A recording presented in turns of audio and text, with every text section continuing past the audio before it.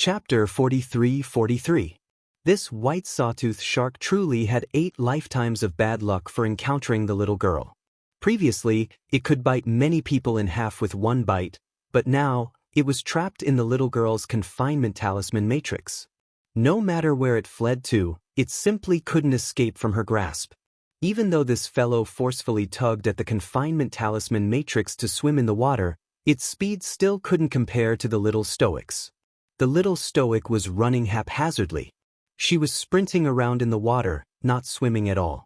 She caught up to the white shark in a flash and raised her sword.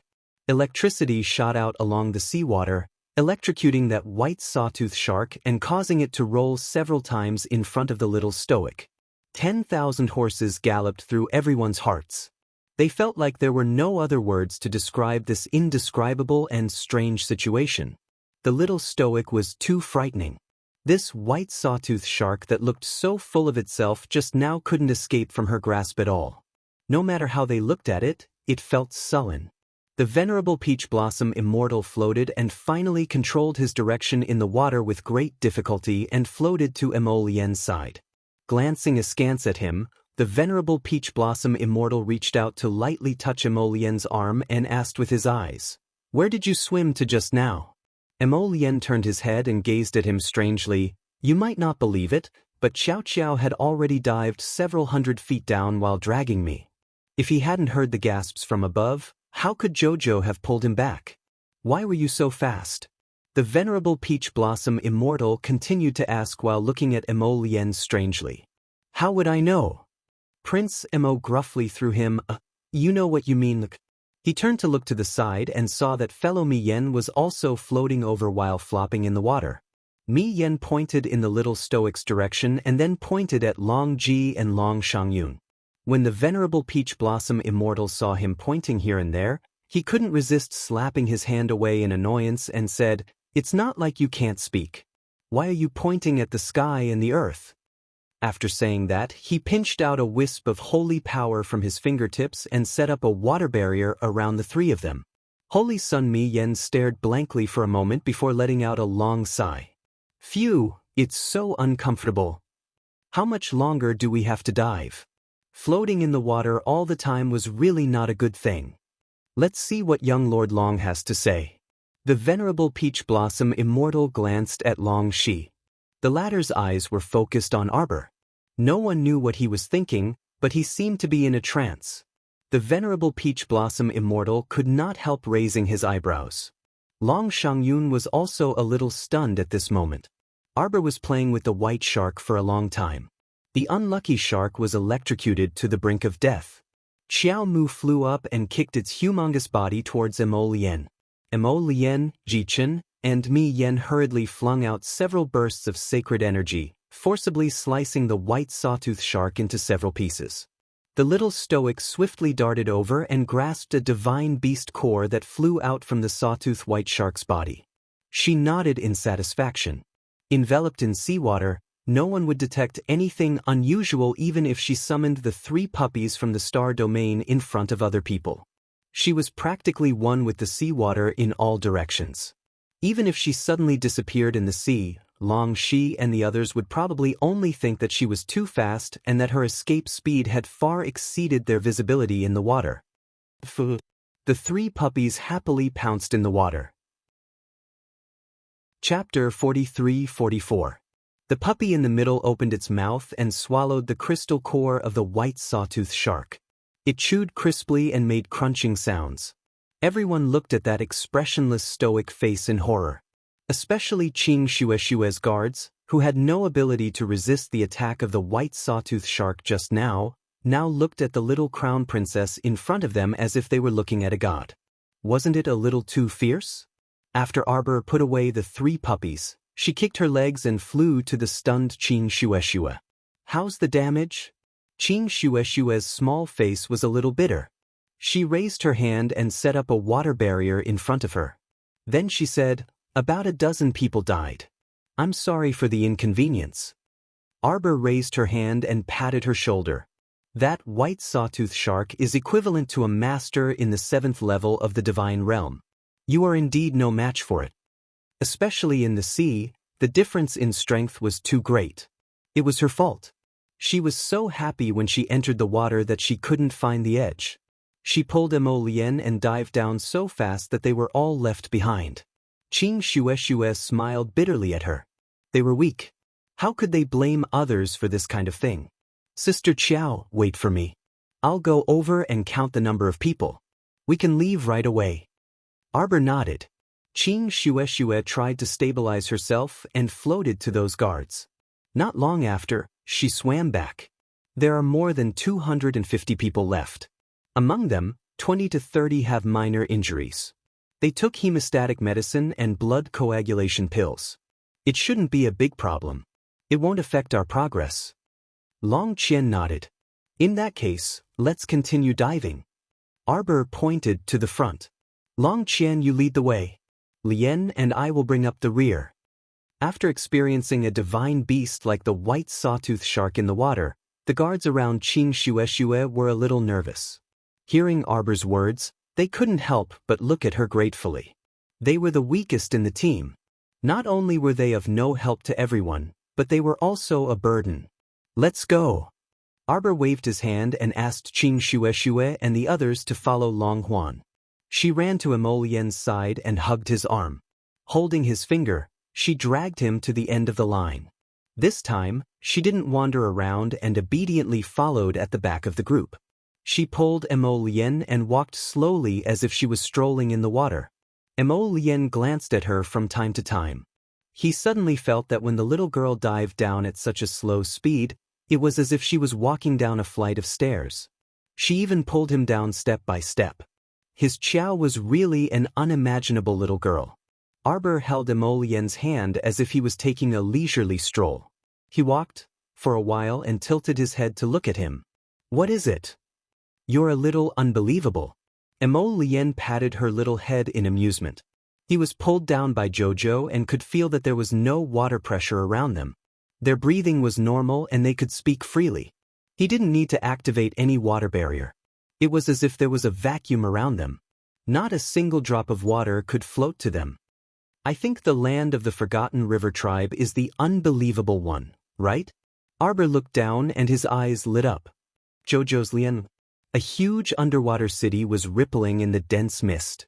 It was like a mirage, dreamy but real. Chapter 43-45. At this time, Emolien also saw the dreamlike city underwater, and her eyes couldn't help but flicker. No wonder Long Huan was unwilling to bring the commoners of the Fisherman Island into the River of Forgetfulness. This was indeed very difficult.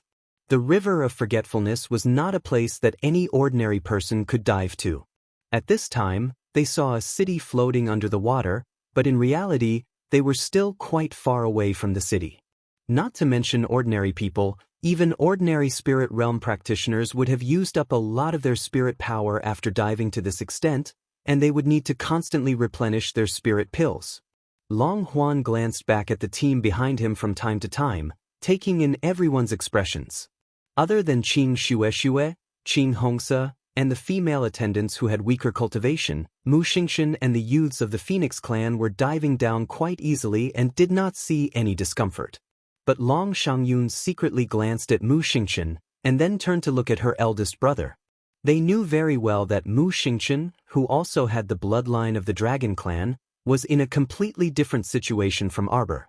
At this time, Mu Xingxin had not seen any discomfort in diving into the deep sea, most likely because of his strong cultivation base. And Arbor, she was. The brother and sister looked at each other again, as if they could see a hint of boiling fanaticism in each other's eyes. Changfei, how are you? Feng Changqing looked strangely at his second brother beside him. Ever since his younger brother had appeared in the team in one piece, he could clearly feel that Changfei seemed to be absent-minded.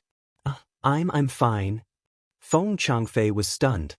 His mind was still in the realm of all living things growing and peach blossoms filling the sky, and he had not yet recovered.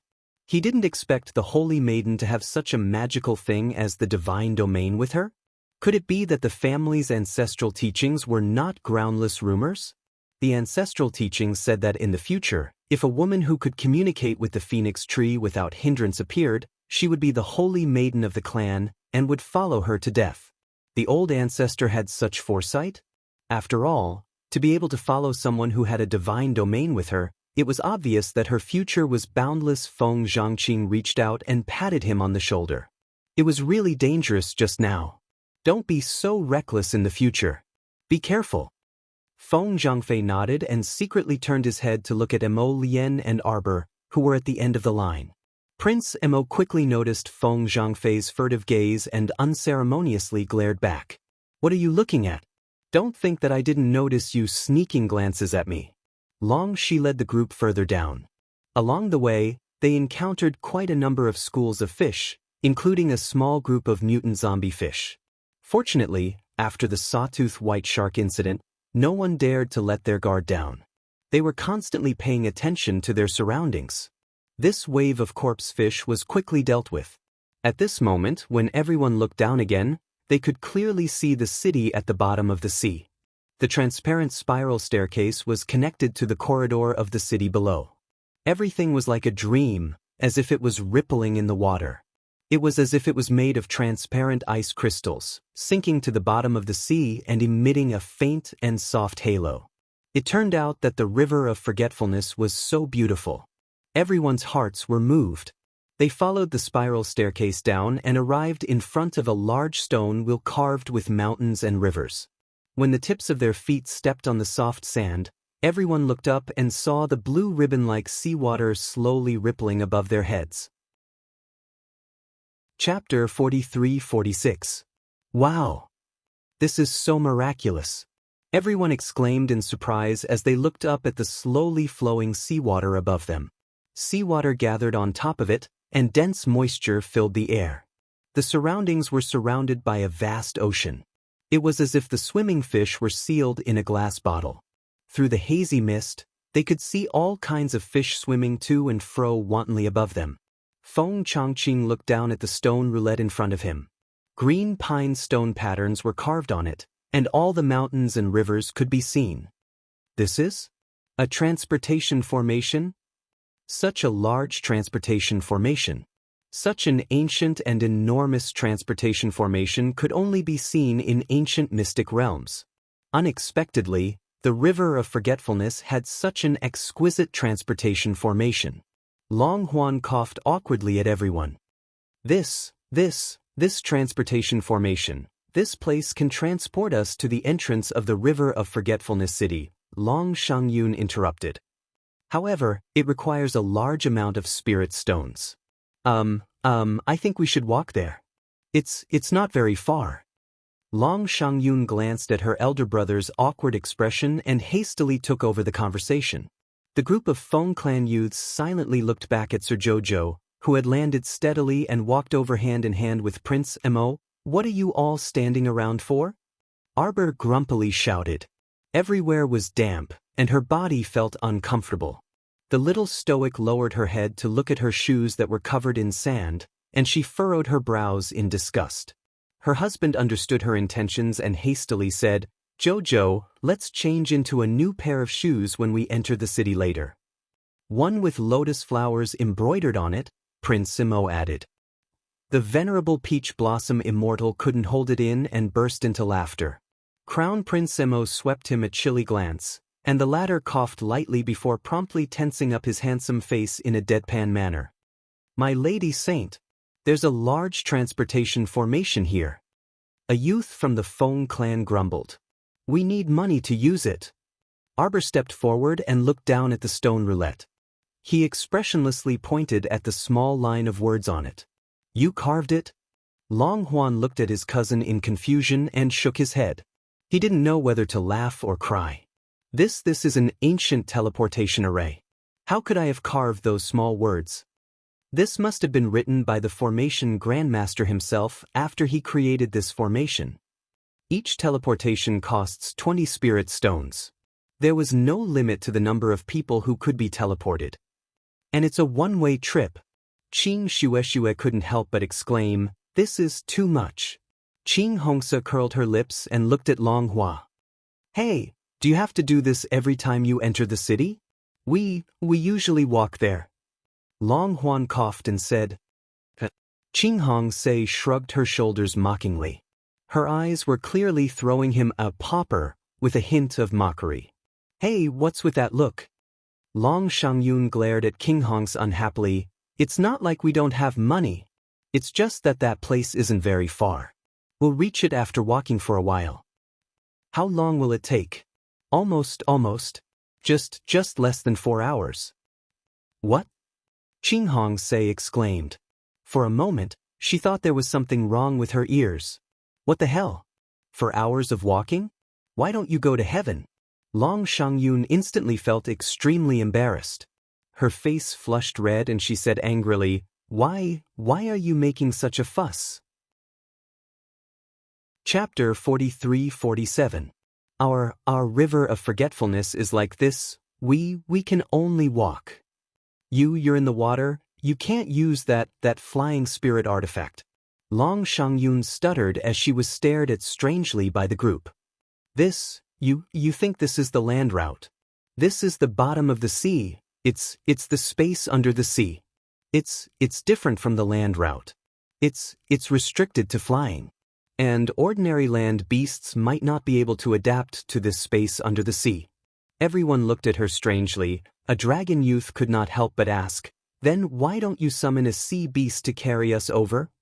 I don't have a sea beast. Long Shangyun flew into a rage out of humiliation. My flying bat, it's not like you haven't seen it before. See my ass. No sea beast. Everyone looked at her with a look that said, Why are you so lowly? Long Shangyun was about to explode in anger. Long Huan quickly grabbed her hand, coughed and said, That, if there's no problem, follow. We'll set off now. About 4 hours we'll reach the city gate. That, speaking of walking, it's not that far. Long Huan quickly added. Everyone, Sir Jojo looked at the siblings expressionlessly. Long Huan and Long Shangyun felt their hairs stand on end from his gaze, and felt extremely guilty. What are you looking at? Long Shangyun flew into a rage out of humiliation. This spirit stone is not spirit coin. Do you know how much 20 spirit coins are? 20 spirit stones, that's 400,000 to 500,000 spirit coins. What kind of joke was this? One teleportation cost 400,000 to 500,000 spirit coins. Even if the River of Forgetfulness Dragon Clan was rich, they could not burn their money like this. Moreover, they had to go back and forth between the land route and the sea every 2 to 3 days. Could they use the expensive teleportation array every time? Long Huan was a little annoyed, because he realized that his cousin was looking at him and the dragon clansmen as if they were small and poor. Long Shangyun shouted in exasperation, All right, stop talking nonsense, follow. Let's go. Arbor silently stood on the teleportation array. Mo Lien, He Chen, Mu Xingchen, and Holy Sun Mi Yen quickly followed suit. The young men of the Phoenixes reacted quite quickly, and they all rushed into the battlefield. After entering the teleportation array, one would know. Even though the teleportation array was only the size of a wheel, there was a different teleportation space inside the array. Therefore, there was no limit to the number of participants. Could it be that this teleportation array can teleport people from an entire city? Of course not. I heard that this kind of ancient teleportation array can only teleport 100,000 people at most. That's already the upper limit. Oh, that's already pretty good. Long Shangyun and Long Huan quietly followed the team and entered the teleportation array. They were naturally willing to freeload off the teleportation array. Between the teleportation array and walking, only an idiot would choose the latter. Hearing the sound of the spirit stones falling into the center of the formation plate, everyone felt their hearts tremble. 20 spirit stones were equivalent to 400,000 to 500,000 spirit coins. Just like that, Lady Qiao Qiao spent the money for a single teleportation without even blinking. Long Shangyun glared at Arbor with some grief and indignation. This guy, he was obviously so rich, but in the beginning, he cheated the siblings all day long and even stretched out his hand to ask them for ship fees. Chapter 43-48. No, the 20 spirit stones that Sir Jojo spent this time, wasn't it from them? Previously, he had lost 50 million spirit coins to her. Then he had signed a bill for 70 million for the fairy fair. All these added up to more than 100 million spirit coins. 4 to 500,000? What was 4 to 500,000 spirit coins to Sir Jojo? What was that? Arbor threw down 20 spirit stones and led the group to the gate of Forgotten River City. Looking up at the crystal-colored gate of Forgotten River City, it was like a glacier palace, presented in front of her. Arbor let out a small sigh. Wow, so rich. Everyone, this city wall is made of ice crystals. It is sturdy and beautiful. Even if a group of beasts besieged the city, I'm afraid they wouldn't be able to break this gate in a month. Arbor sighed and walked towards the gate with her little paws behind her back. She waved the bill in her hand. Remember to pay back the money as soon as you go back. Stop pretending to be poor. How poor could someone who could use so many ice crystals to decorate the city gate be? They were almost tricked by this pair of siblings again. Sir Jojo said with a cold face, 70 million spirit coins, plus 20 spirit stones for this teleportation. Not one less, you have to pay by tomorrow. Otherwise, Sir Jojo could only form a temporary debt collection team and go to collect the debt. How bad would that be? Long Shangyun's feet slipped and she almost fell to the ground. She had an impulse to curse her ancestors. Did the ancestors of the Long family know that there was such a peerless weirdo among the younger generation? Long Qian smiled embarrassedly and grabbed his sister's hand. Shangyun, exhale, inhale, exhale. Yes, slow down your breathing. She couldn't possibly anger herself to the point of fainting, right? Long Qian felt that if he wanted to get along well with this cousin of his, he must not be stingy, he must be generous, and he must be willing to spend money. Sob. Why did it feel like all of these were for the sake of spending money? Long Shangyun was speechless. She took a deep breath and exhaled. Then she followed Long Shi to the city gate. The two merman guards naturally recognized young Master Long and Miss Long. Seeing this, they hurriedly bowed and saluted. No need to be so courteous. The two of them each took out a watercolored crystal card and waved it twice at the city gate. Everyone saw that the thin layer of enchantment that originally covered the city gate was slowly spreading to both sides like water ripples. A wide road paved with soft, yellowish-brown sand appeared in the middle of the road. It wasn't crowded even when two cars were traveling side by side. The people walking in and out of the restaurants and tea shops on both sides of the road were all mermaids and mermen with fishtails.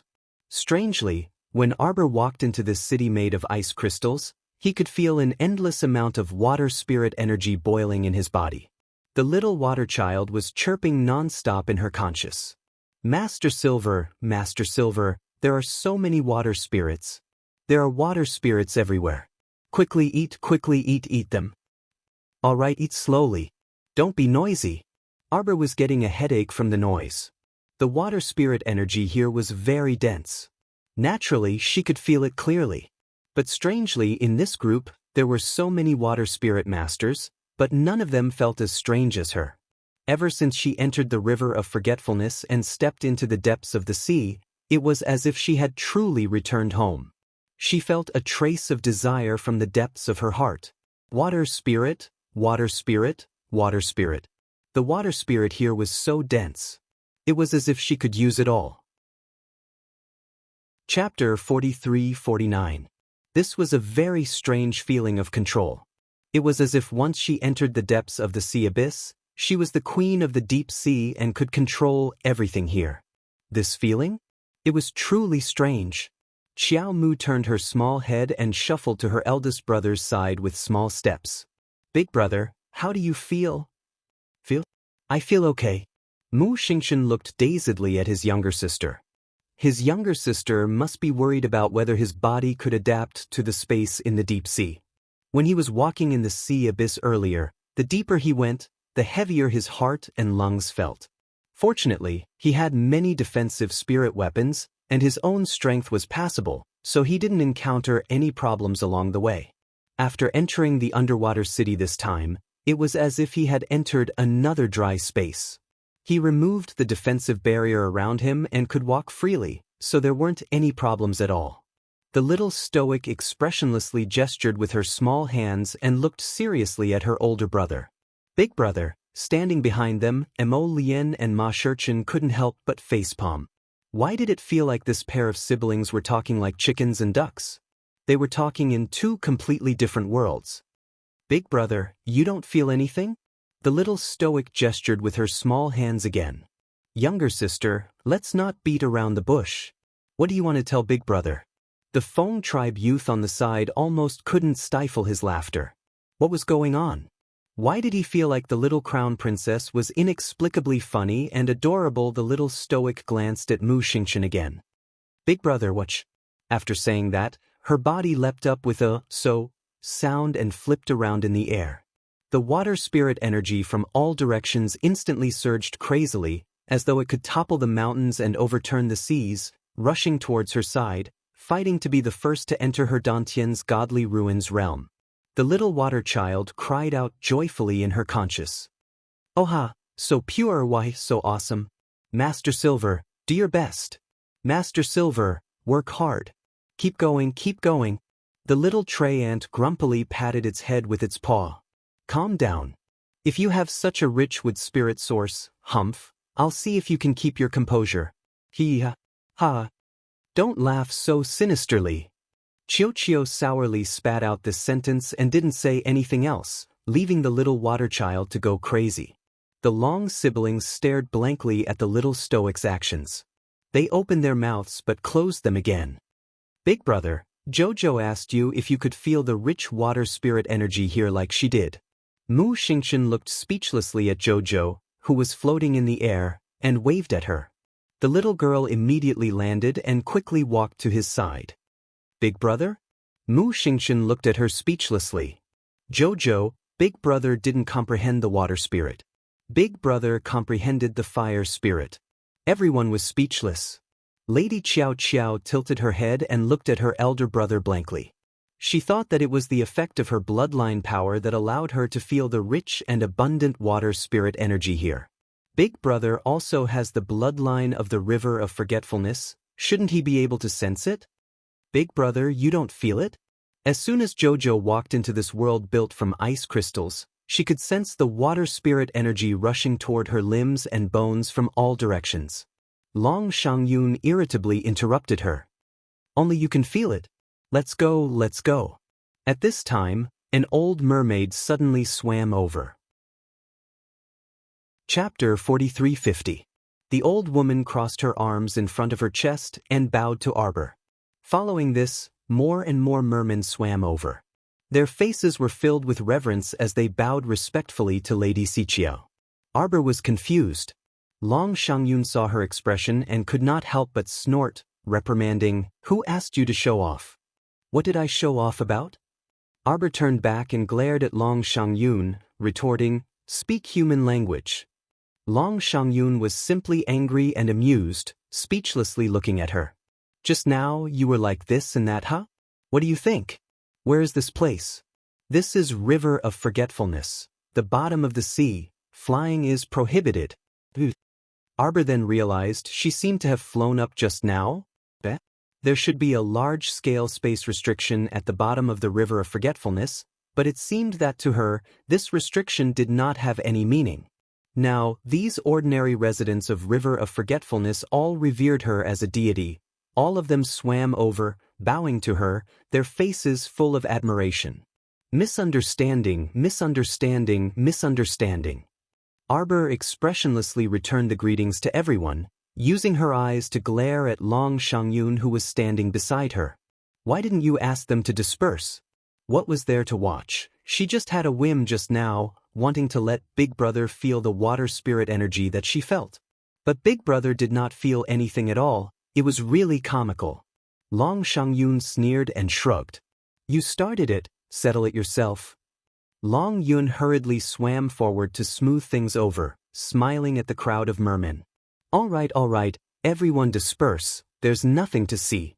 These are our guests who came from afar. Everyone, please disperse. Young master, young master." Before Long Yun could disperse everyone, one of the two mermen who were originally guarding the city gate quickly swam over. "What happened? A large group of people came to the city gate. The one leading them claims to be Her Majesty the Queen of City-Toppling Women Kingdom. What? Long Yun and Long Shangyun were stunned. Qing Shueshue walked forward with a face full of excitement. Really? The Queen of City-Toppling Women Kingdom is here? Are you sure? Yes, yes. How many people are there? Long Xie asked in shock. About 3,000 people. Now, they were all crowded around the city gate. The city guard merman felt very helpless. Long Huan pondered for less than a second before he said, "Invite the queen and the others in first. Don't let them enter the river of forgetfulness." An old voice interrupted Long Huan. Long Huan and Long Shangyun's expressions changed slightly at the same time. They turned around and bowed to an old woman who was walking over. Lord Prophet. Prophet Tuesday, the merfolk commoners, who were still making a ruckus, quickly turned solemn when they saw this old woman swimming over. They also bowed and saluted. Tu Xianshur held a fox head scepter in one hand and looked at Long Yun with a serious expression. Young master, the river of forgetfulness does not take in outsiders. Arbor glanced at Long Huan coldly. She turned around and held her husband's hand. Let's go. Long Huan's heart skipped a beat. He quickly moved forward to block their path. Cousin, what is the meaning of this? Heh, the river of forgetfulness does not take in outsiders. What are we waiting for? I think you don't have the sincerity to form the Killing Heaven's Fate Battle team. Arbor pointed out with a cold expression. Chapter 43-51. You even said you wanted to form a Heavenly Fate Battle team. Arbor said with displeasure. Do you want the warriors of the 3 continents to form a battle team while eating seawater and seaweed? Cousin, don't be angry.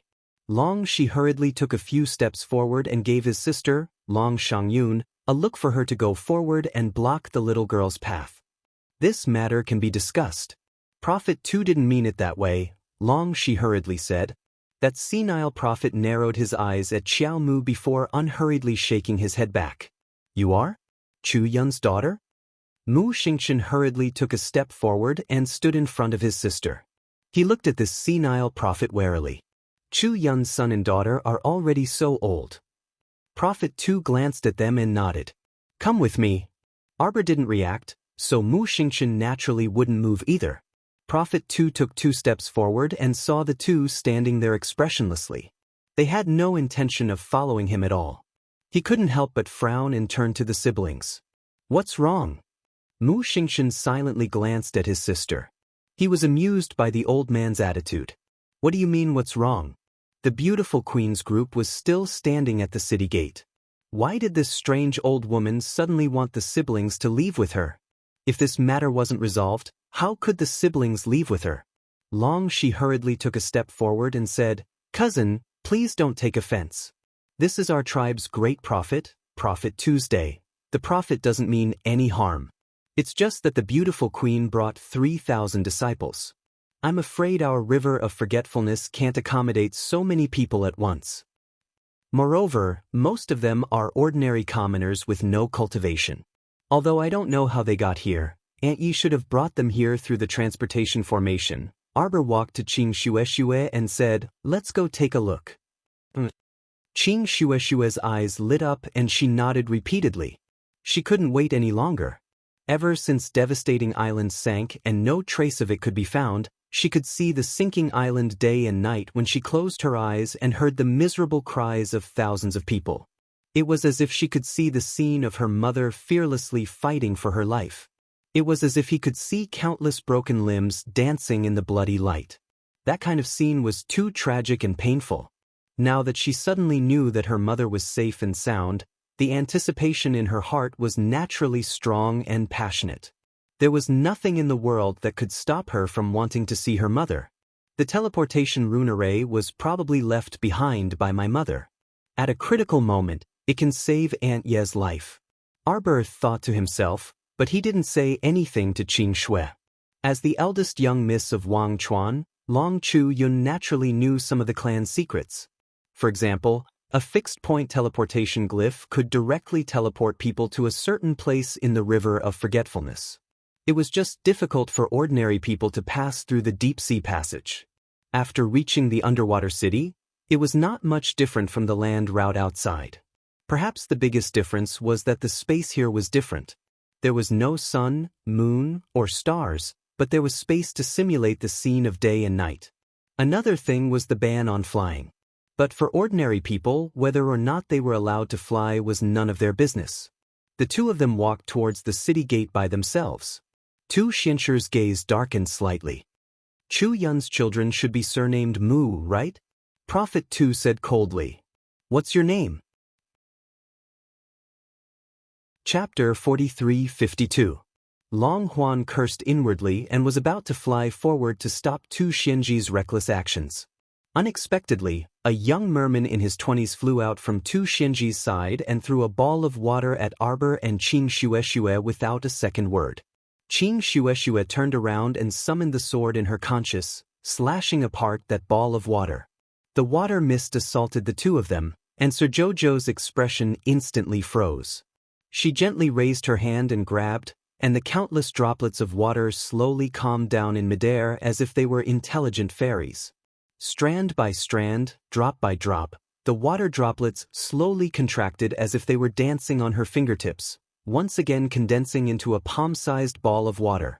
Everyone, in the blink of an eye, they saw the little crown princess easily condense that ball of water mist into ice, shattering it into ice powder with a spread of her fingers, and then she raised her slender hand.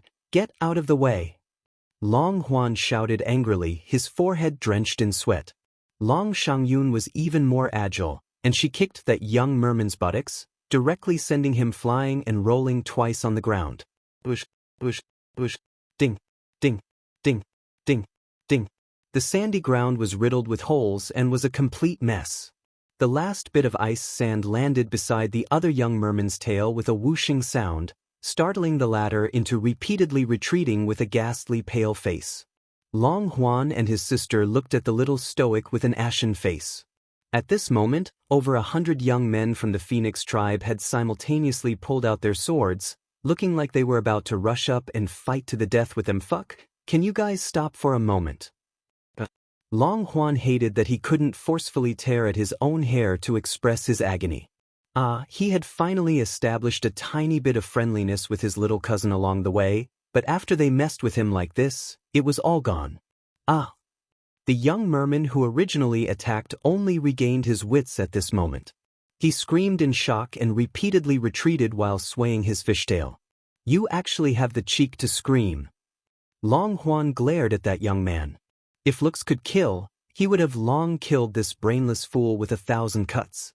Arbor raised his hand, and the strands of water spirits floating around began to condense again.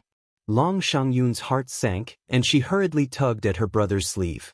Not good, the little stoic was about to flare up. How could the Long siblings who had interacted with the little stoic multiple times not understand the little stoic's personality? Damn Tsundra, extremely protective. She couldn't bear to see other people hurt her own people in front of her. She had such a bad temper, and she was willing to suffer because of her pride. However, her control over the water spirit was too strong, so strong that it was almost impossible to look at her directly. Long Yun took a deep breath and rushed to Arbor as if he was trying to put out a fire. He opened his arms and shouted, "Cousin, please, please stop. This is second grandpa's grandson, Long Ji. He, his grandfather, was his grandmother's clan elder brother. Let's see, he should be your cousin, Long Ji?" Arbor glanced coldly at Long Huan, and his gaze was so cold that it made people involuntarily shudder. What the hell? Why was it that this stoic face's cold and silent words were enough to frighten people? "Sis cousin," Long Huan hastily explained, "it's a misunderstanding, it's all a misunderstanding. Everyone, don't attack first." "Cousin, why speak so much with her?" Long Ji had already calmed down by now. Chapter 43:53. When she recalled her cowardly appearance just now, she couldn't help but feel angry. These two are the son and daughter of the traitor, Long Chuyun? Mu Xingchen shouted with a sullen face, "Who are you calling a traitor?" You better make yourself clear. Long Ji was intimidated by Mu Xingshan's shout and stammered, You dare to do it but don't dare to admit it? Back then, Long Chuyun teamed up with outsiders to stir up trouble in our river of forgetfulness. It caused our river of forgetfulness to suffer such great losses and was practically unable to recover for many years. If she's not a traitor, then what is she? Jojo. Mu Xingshan hastily lowered his head to look at his younger sister. Sure enough, he saw the little stoic's frosty face. Although her expression didn't change in the slightest, it was very obvious that she was so angry that her body was trembling slightly, and she actually didn't speak for a moment. Prince Mo hastily walked to her side and pulled her small hand, calling out, Jojo. A pair of cold phoenix eyes shot straight at the person who spoke conceited nonsense. The icy murderous aura in his eyes surged, making it impossible for people to ignore. A towering aura pressed down on that youth named Long Ji. Tu Xianji's expression changed, and he hastily stretched out his hands to create a water barrier to help Long Ji out of this predicament.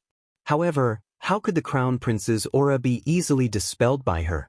As soon as the two came into contact, she felt a terrifying mountain-like pressure crushing down on her, as if it could crush her old bones into nothingness in an instant. Your Highness! Long Huan cried out in alarm and hastily went up to stop him. Let's talk things out, Your Highness the Crown Prince. Your Highness the Crown Prince. Long Shangyun also cried out. Get down! Mo Lien shouted angrily, and a crisp bang was heard. That youth named Long Ji suddenly bent over, and his entire body collapsed with a heavy thump. He involuntarily kowtowed with a bang, just like that. The surroundings were dead silent. The merfolk commoners all felt the heavy pressure at this time, so how would they dare to gather? They only dared to stealthily distance themselves from this place and steal glances at each other. Tu Xianji first felt the pressure on his body lighten. He turned around and saw his junior, Long Ji, in an arched position. She bent down and lowered her head. She knocked her head heavily on the ground and could not even lift it up. Looking at his fishtail rubbing against the ground, it was obvious that he was under a lot of pressure, but he was desperately trying to raise his head.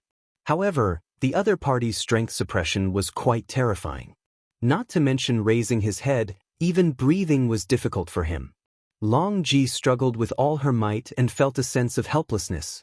He had never seen anyone with such tyrannical strength. Even when he was facing his cheap paternal grandmother, he had never felt such a terrifying suppression. At this moment, it was as if a giant mountain was pressing down on him. He felt extremely uncomfortable. His breathing was irregular, and he could feel his neck bones creaking, as if they could shatter at any moment. Long Ji. Tu Xianji was anxious. He suddenly looked up in Mo Lien's direction.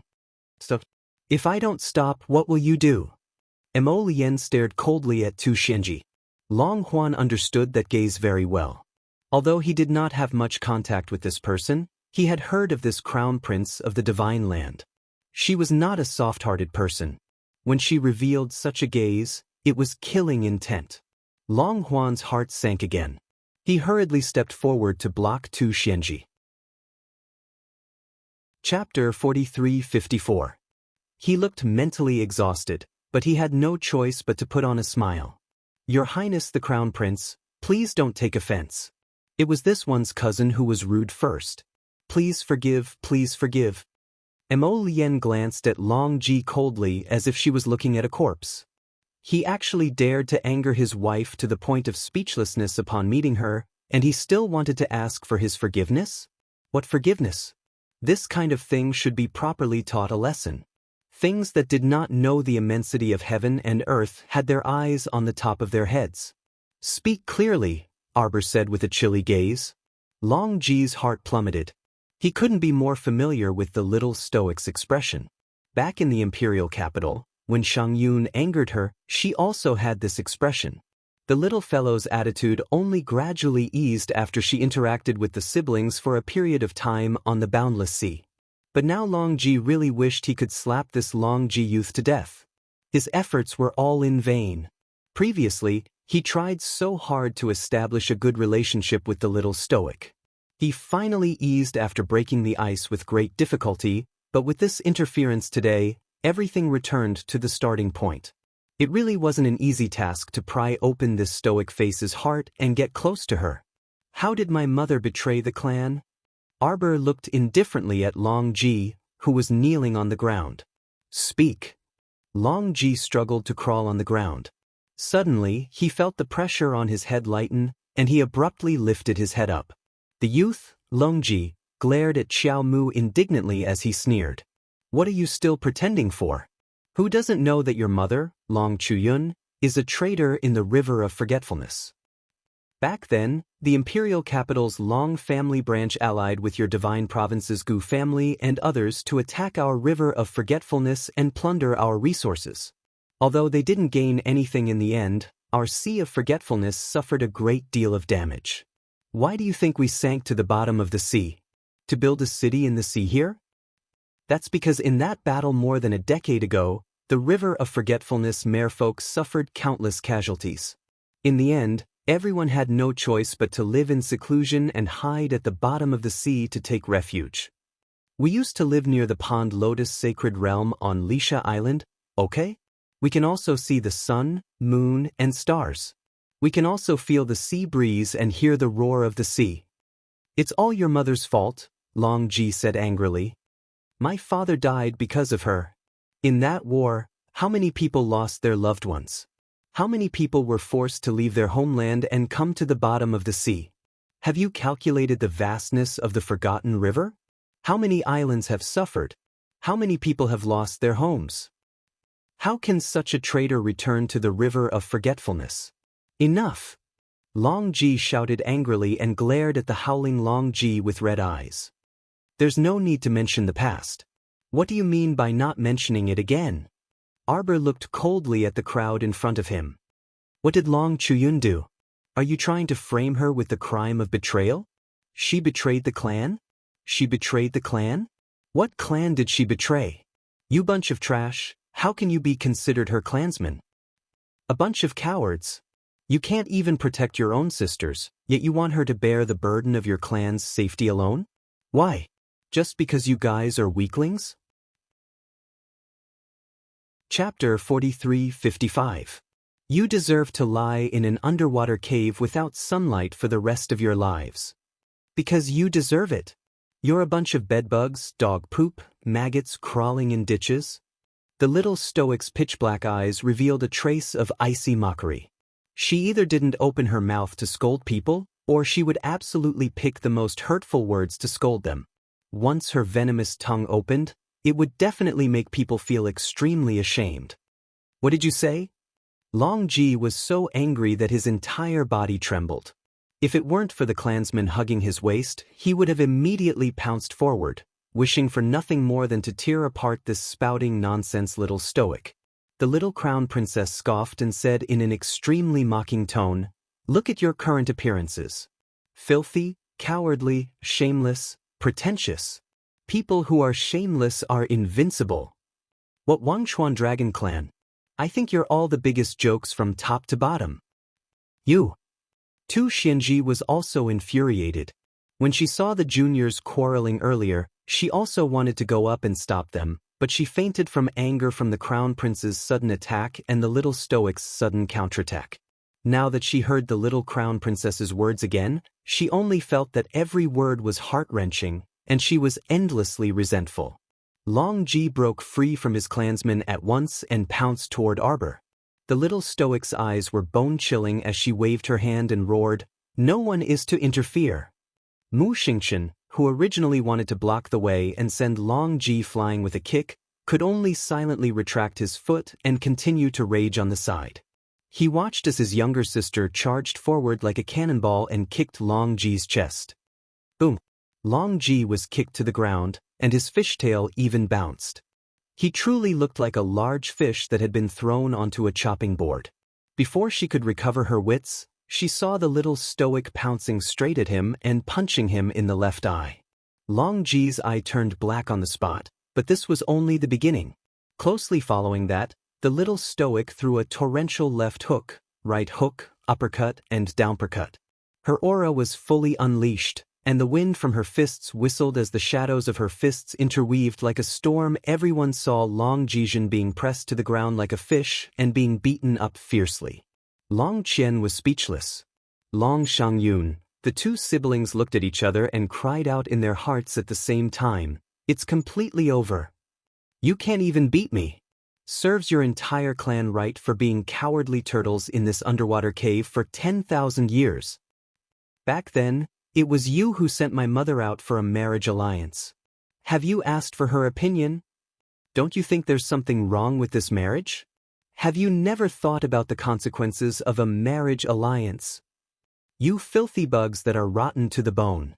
How dare you speak ill of Long Chuyun with your cowardly looks? When Long Chuyun single-handedly challenged 9,000 people from Shuntian Prefecture in the Lower Star Field, where the fuck were all of you hiding? A bunch of cowards. Pussy. Scum. With your lowly skills, you dare to talk about Long Chuyun in front of me? You're so shameless, huh? For your sake, Long Chuyun left the Mu family and gathered people to come and rescue you. What about you? What did you do in return? Traitor. Haha. Arbor suddenly roared with laughter and kicked Long Ji, who was like a lump of mud, in front of Tu Xinji, whose expression had changed abruptly. Look at how old you are. You humans. Chapter 4356. Prophet Tuesday. Long Huan quickly stood in front of Prophet Tu to stop her from seeking her own death. In the river of forgetfulness, everyone respected her because of her identity as a prophet. But that didn't mean that the little crown princess would think highly of him. His little cousin had always been a person who did not play by the rules. Who knew what kind of terrifying thing would happen if Tu Xinji went forward? After all, wasn't Long Ji, who was lying on the ground like a pile of mud, the best proof? How dare you? Tu Xinji was stopped by Long Huan and couldn't help but shout angrily.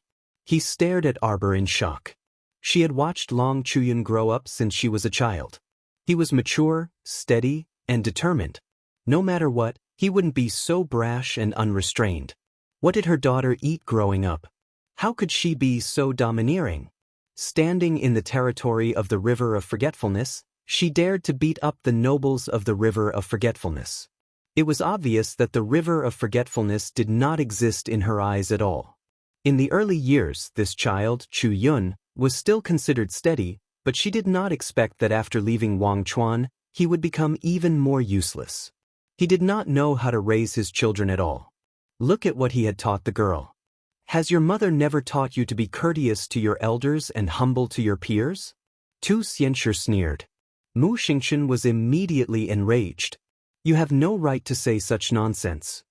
If it weren't for you ignorant clansmen dragging her down, she wouldn't have been able to escape. How could his mother die so early? Now you actually have the face to talk back to my sister? Tu Xianshi was stunned, and he seemed as if he'd just woken up from a dream. He nodded slightly and said, "Right, Chu Yun passed away a long time ago. I'm afraid your younger sister has no one to teach her all these years, Prophet." Long Huan hurriedly interrupted her and looked at her speechlessly. Why didn't he feel that the prophet's words were so unpleasant in the past? Everything he said today seemed to be inappropriate and stinging to the ears. She felt a sense of helplessness from the bottom of his heart. Even though she really wanted to pull back the little stoic's hostile mood, it was to no avail that so many pig teammates around her were useless. Long Shangyun stepped forward and held Prophet Tu's arm. "Prophet, if you have anything to say, let's go back to grandmother's place later. Let's not cause a ruckus here for now. Madam is here, madam. Madam is here. Mother." Long Ji and Long Xiangyun turned their heads and saw a dignified and elegant lady in white walking over with a group of people. This Madam Long's hair was tied up and secured with a long jade hairpin. There was a happy smile on her face, and there seemed to be light flowing in her eyes. She was exceptionally beautiful. "Since you're back, why aren't you going back to the mansion? What are you all standing here for?" Han Suqiong smiled and held her daughter Long Shangyun's hand. She turned to look at Mu Xingchen and the others in Arbor. She carefully sized them up and was slightly startled. "These people? He looks a little familiar. Mother, this is Aunt's son and daughter." Long Shangyun tugged at her mother's sleeve and said coquettishly. Han Sucheong was suddenly enlightened. She quickly stepped forward and looked at Mu Xingchen and Arbor. She excitedly said, Chu Yun's son and daughter have already grown up. I am your aunt, Han Sucheong. What's going on? What are you guys doing? Quarreling? Han Sucheong looked at Long Ji, whose face was bruised and swollen, and then turned to look at Mu Xingchen and his sister. Chapter 4357. Long Qian heaved a sigh of relief as if he had seen his savior. He hurriedly walked forward and bowed to his mother. Mother, please help persuade cousin. Just now, cousin Long Ji suddenly barged out. Long Qian's ability to express himself was not bad. He quickly reported what had happened to his mother. Madame Long's face darkened as she turned to look at Long Ji. Long Ji, what are you saying? How much do you know about what happened back then? You're just a junior, how can you talk about your Aunt Chu Yun? How rude. I'll mention this to your mother and let her teach you a lesson about hierarchy. Long Ji had been beaten up by Lord Jojo and was now being reprimanded by Madame Long. He felt that he had lost all his face. His face, which could not be seen, was even more distorted and swollen. Han Sucheong ignored him and walked to Arbor and Mu Xingchen with a smile. She said softly, I received a letter from Long Qian a while ago saying that you guys are arriving soon. I've already prepared the bedding, furniture, and furnishings for you guys. I'm just waiting for you guys to come. I've been looking forward to you guys coming 3 days ago. I didn't expect you to be so late. Did something happen on the way? Or did that brat Long Qian cause an accident because he didn't lead the way properly? Madame Long's mouth was very sharp as she spoke rapidly. Even someone like Mu Xingchen, who was good at communicating, could not stand Madame Long's enthusiasm, let alone the usually cold Lord Jojo. Xiao Qiao didn't know how to react when she saw Madame Long's passionate and well-mannered demeanor. As the saying goes, one does not hit a smiling person.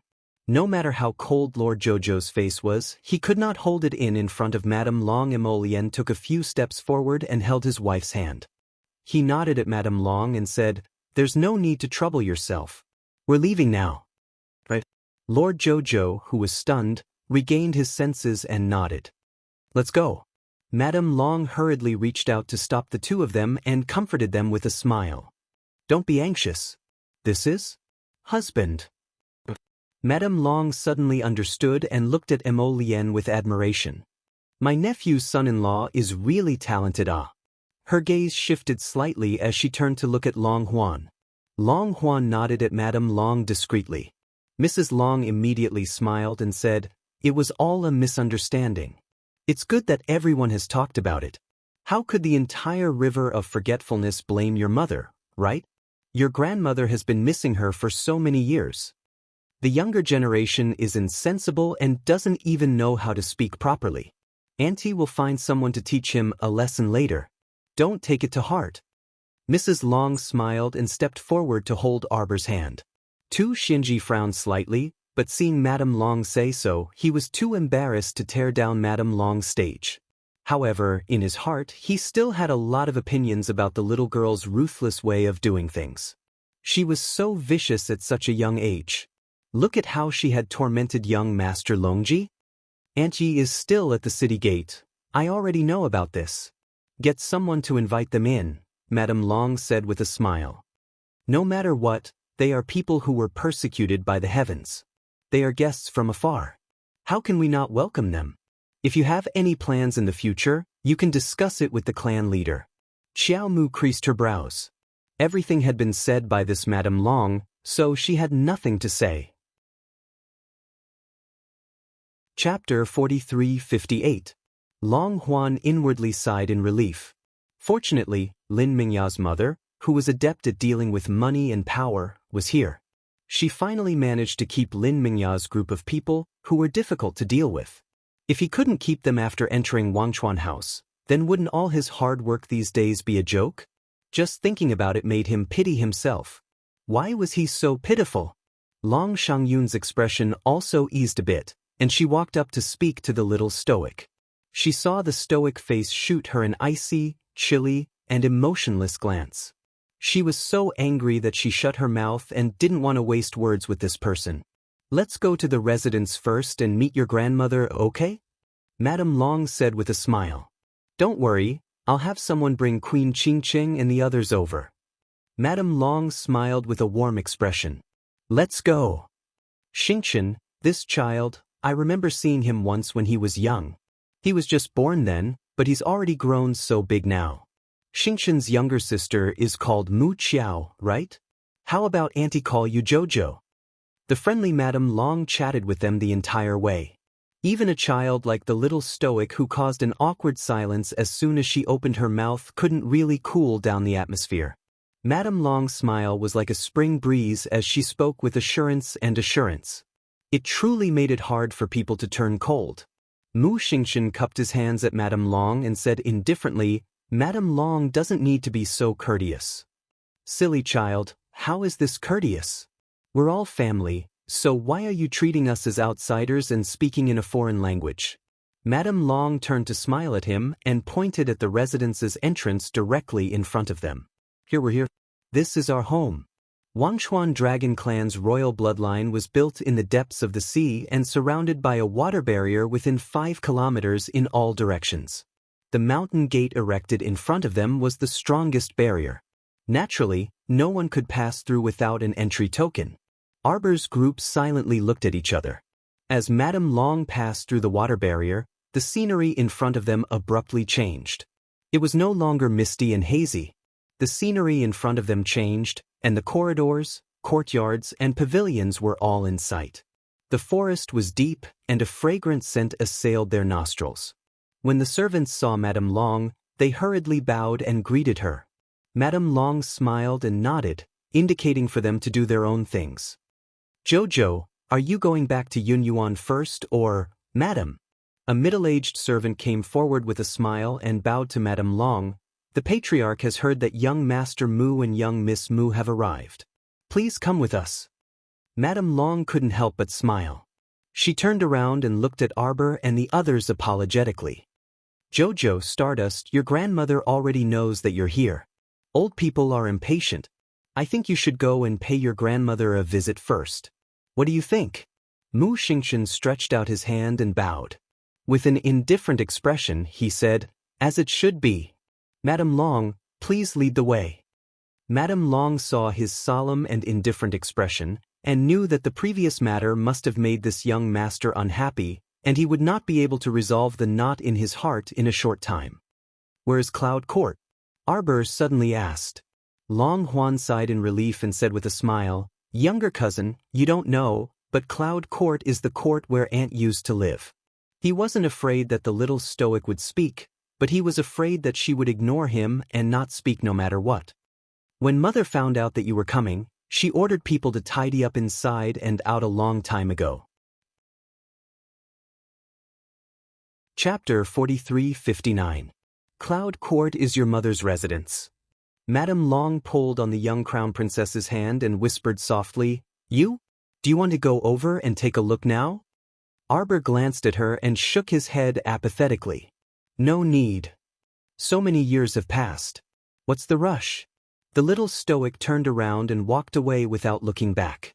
Prince Mo knitted his brows, feeling faint regret in his heart. If he had known that Jojo would be so unhappy after coming to Forget River, he wouldn't have agreed to bring Jojo to such a sad place back then. This was only the first day they entered Forget River, but how many times had Jojo been sad already? Mo Lien was in a bad mood, so she naturally didn't find anyone pleasing to the eye. When she saw Madame Long and her family standing there in a daze, she couldn't help but ask coldly, Aren't we going to see Forget River Dragon Clan's clan leader? But Madame Long snapped out of her trance and nodded with a smile. Everyone, please come this way. The group of people walked past a vibrant and colorful garden, and walked along a small path to the pavilion in front of them. The pond pavilion was reflected in a circular lake, giving off a somewhat hazy and misty feeling. Mu Xingchen and the others were surprised. They didn't expect there to be such a bizarre scenery at the bottom of the deep sea. What was the difference between this and being on land? Qing Hongsa couldn't resist touching the dewy grass. This is real. Of course it's real. A youth from the Phoenix tribe looked at her strangely. This is a spiritual realm that's a world of its own. It looks like it's merged with the sea outside, but it's actually not in the same world. Qing Shueshue nodded and said, "The mist barrier we passed through earlier is probably a natural barrier that separates this place from the outside world." Arbor, Mu Xingchen, and the others stopped in front of the pavilion. They saw an elderly woman in embroidered robes with a dignified figure walking out of the pavilion. Although this old madam's hair was white and her face was wrinkled, her back was ramrod straight. In her hand was a scepter made of green wood. It was propped on the ground with a fist-sized black pearl embedded at the top. Behind the old madam was a scholarly man in a green robe. He was around the middle of his life and had a sickly look on his face. At first glance, one could tell that his body was weak and that he needed to be bedridden all year round. The two of them met Arbor's group, and the old woman's gaze instantly stopped on Arbor's face. It was as if she was looking at something far away through that frosty little face of hers. The old madam didn't say anything. Instead, it was the sickly green-robed man behind her who took a few steps forward with an excited expression. He looked at Mu Xingchen and Arbor standing at the front and asked in a trembling voice, "Is it Xingchen and Jojo?" I am your uncle Long Chuyu." Arbor was not as excited as Long Chuyu, and neither was Mu Xingchen. The two siblings only quietly watched this cheap uncle who had suddenly appeared in front of them, their expressions extremely indifferent. When the old madam heard Long Chuyu's voice, she recovered her senses. Only then did she withdraw her distant gaze from Arbor and say indifferently, "Come in with me. Let's sit down and talk." Arbor looked coldly at the old madam. "You looked at me just now. Did you see something? Did you see your pitiful daughter, your lowly daughter? Do you know how and where she died?" Long Chuyu's face paled slightly. Chapter 4360. What identity are you using to speak to us? Maternal grandmother? Dragon Clan's clan head? Or your daughter who died outside, Long Chuyun's mother? Impudent! A beautiful middle-aged woman beside the old madam couldn't help but shout angrily. Long Qian raised her hand and stopped that beautiful woman from continuing to hoot. She took a deep breath and looked at Arbor. "I know you siblings have a grudge against me." Grudge? Arbor couldn't help but snicker. He tilted his head and looked at everyone in disdain. How can someone without feelings have a grudge? Everyone looked over in a daze. They saw the little stoic whose white robes were not tainted by a speck of dust. Her expression was indifferent as she stood there with her hands behind her back. She was like the vast sky, aloof and lonely. "Us siblings didn't come here to acknowledge you as our family, nor do we have any intention of seeking connections. We just want you to hand over all of Mother's belongings. Also, please hand over her remaining life lantern's broken shadow. Because you don't deserve it." The beautiful middle-aged woman glared and couldn't help but turned to look at the Dragon Clan's clan head, Long Qian. "Aunt, are you going to allow her to be so impudent? Are you going to allow her to trample on our Dragon Clan's face? Aunt, you heard about what happened just now as well.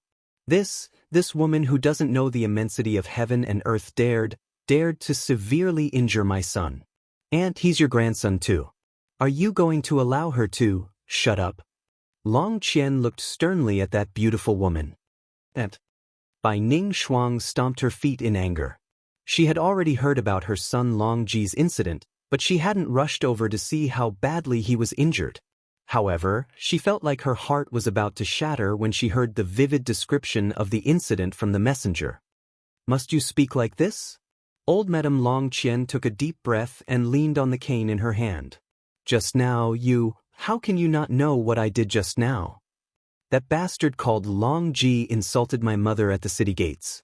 This isn't something that happened overnight, right? Traitor?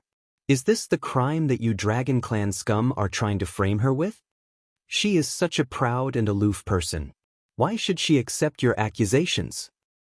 When she single-handedly fought with the Shuntian Manor, what were you cowardly clansmen who only knew how to hide at the bottom of the sea doing? Moaning about nothing, living like a drunken stupor? I only asked today, how much is Xiao Xiao phone you? Look at her with a smile. She's such a foolish woman. She sacrificed her entire life for your despicable race. In the end, she even lost her life. It's funny, isn't it? I think it's funny too. Ha! What a sad life. Stop talking. Long Qian shouted angrily. She is destined to be alone for the rest of her life. Arbor suddenly raised his voice, and his cold voice covered Long Qian's shout. Do you know what it means to be alone? Family, parents, brother, husband, son, daughter, everything is gone. In the end, he died miserably and miserably in that secret realm. Don't you have a heart? Don't you feel pain? She didn't know why her eyes were brimming with tears at the end. Long Qian gripped the cane and stood there with a stern expression. Yet Long Chuyu wailed bitterly and dashed forward to hug the little stoic. Suddenly, he was pushed away forcefully and met with a pair of bone-chilling phoenix eyes. Mo Lien reached out to pull the little girl into his arms. He suppressed his emotions, and his voice was low and trembling. Let's go back. Chapter 4361. It had only been a short while, but she had angered Jojo to this extent multiple times in a row. Go away. You don't have the right to touch her. Mo Lien looked disgusted and pushed Long Chuyu to the ground. He grabbed her waist and looked down at her with wavering eyes. I'll take you back. We won't care about what happens here anymore. I only want you to be happy. What merfolk tribe? What killing Tianyun? These people and matters had nothing to do with his Jojo. Mo Lien caressed her head and looked down at her reddened eyes, unable to hide the heartache in his eyes. Jojo, don't cry. My heart is in unbearable pain when you cry. I don't know where to go. Although he didn't say anything, the warmth from his palms calmed Arbor down a little. Long Chuyu collapsed on the ground and started bawling. I'm sorry. I'm sorry. It's Uncle's fault. It's me. I've let your mother down. It's all because I'm useless. Madame Long rushed forward to support Long Chuyu, who was on the verge of a breakdown. She turned around and looked at Arbor with a complicated expression. Long Qian gripped the staff in his hand tightly and said indifferently, Don't cry. I've taught you for so many years. Why do you still only know how to cry when something happens? Long Chuyu felt terrible. He supported his wife's hand and staggered to steady himself. Mother, what happened back then? You can't blame anyone for what happened back then.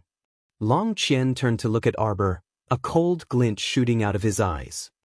You're young and don't know the whole story. It's pardonable. But things aren't what you think. Send Mother's life lantern's broken shadow and all of her belongings to Cloud Court within 2 hours. Mo Lien coldly interrupted Long Qian's words and directly picked up the little stoic before turning to leave. Clan Headlong, you can try the consequences of disobeying this monarch. I'm afraid you can't afford to gamble.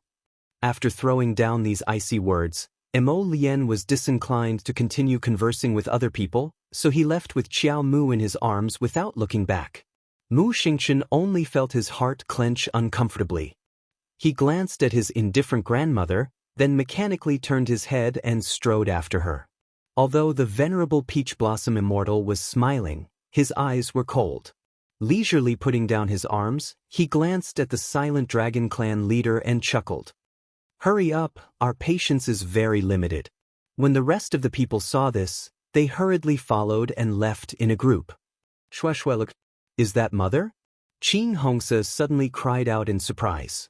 She raised her hand and tugged at Qing Shueshue's sleeve. Qing Shueshue naturally saw the queen and her entourage. She hurriedly went up to greet them, unable to hide her excitement. Mother. Qing Hongsa stood behind Qing Shueshue and did not step forward. She only looked at the queen with a complicated expression. He Luan stepped forward and bowed in greeting. Greetings to Her Majesty. This subject is very happy that Her Majesty is safe and sound. Beautiful queen looked travel-worn, but her eyes were exceptionally black and bright. Qing Shueshue looked at her mother with tears in her eyes. She curled her fingers and restrained herself. Only then did she not impulsively jump into her mother's arms. Qing Yi also looked at Qing Shueshue with a gratified expression. Shueshue, Mother is proud of you. Qing Yi reached out with a smile and hugged her daughter, who flew into her arms. She stroked her hair with a gentle gaze. Chapter 4362.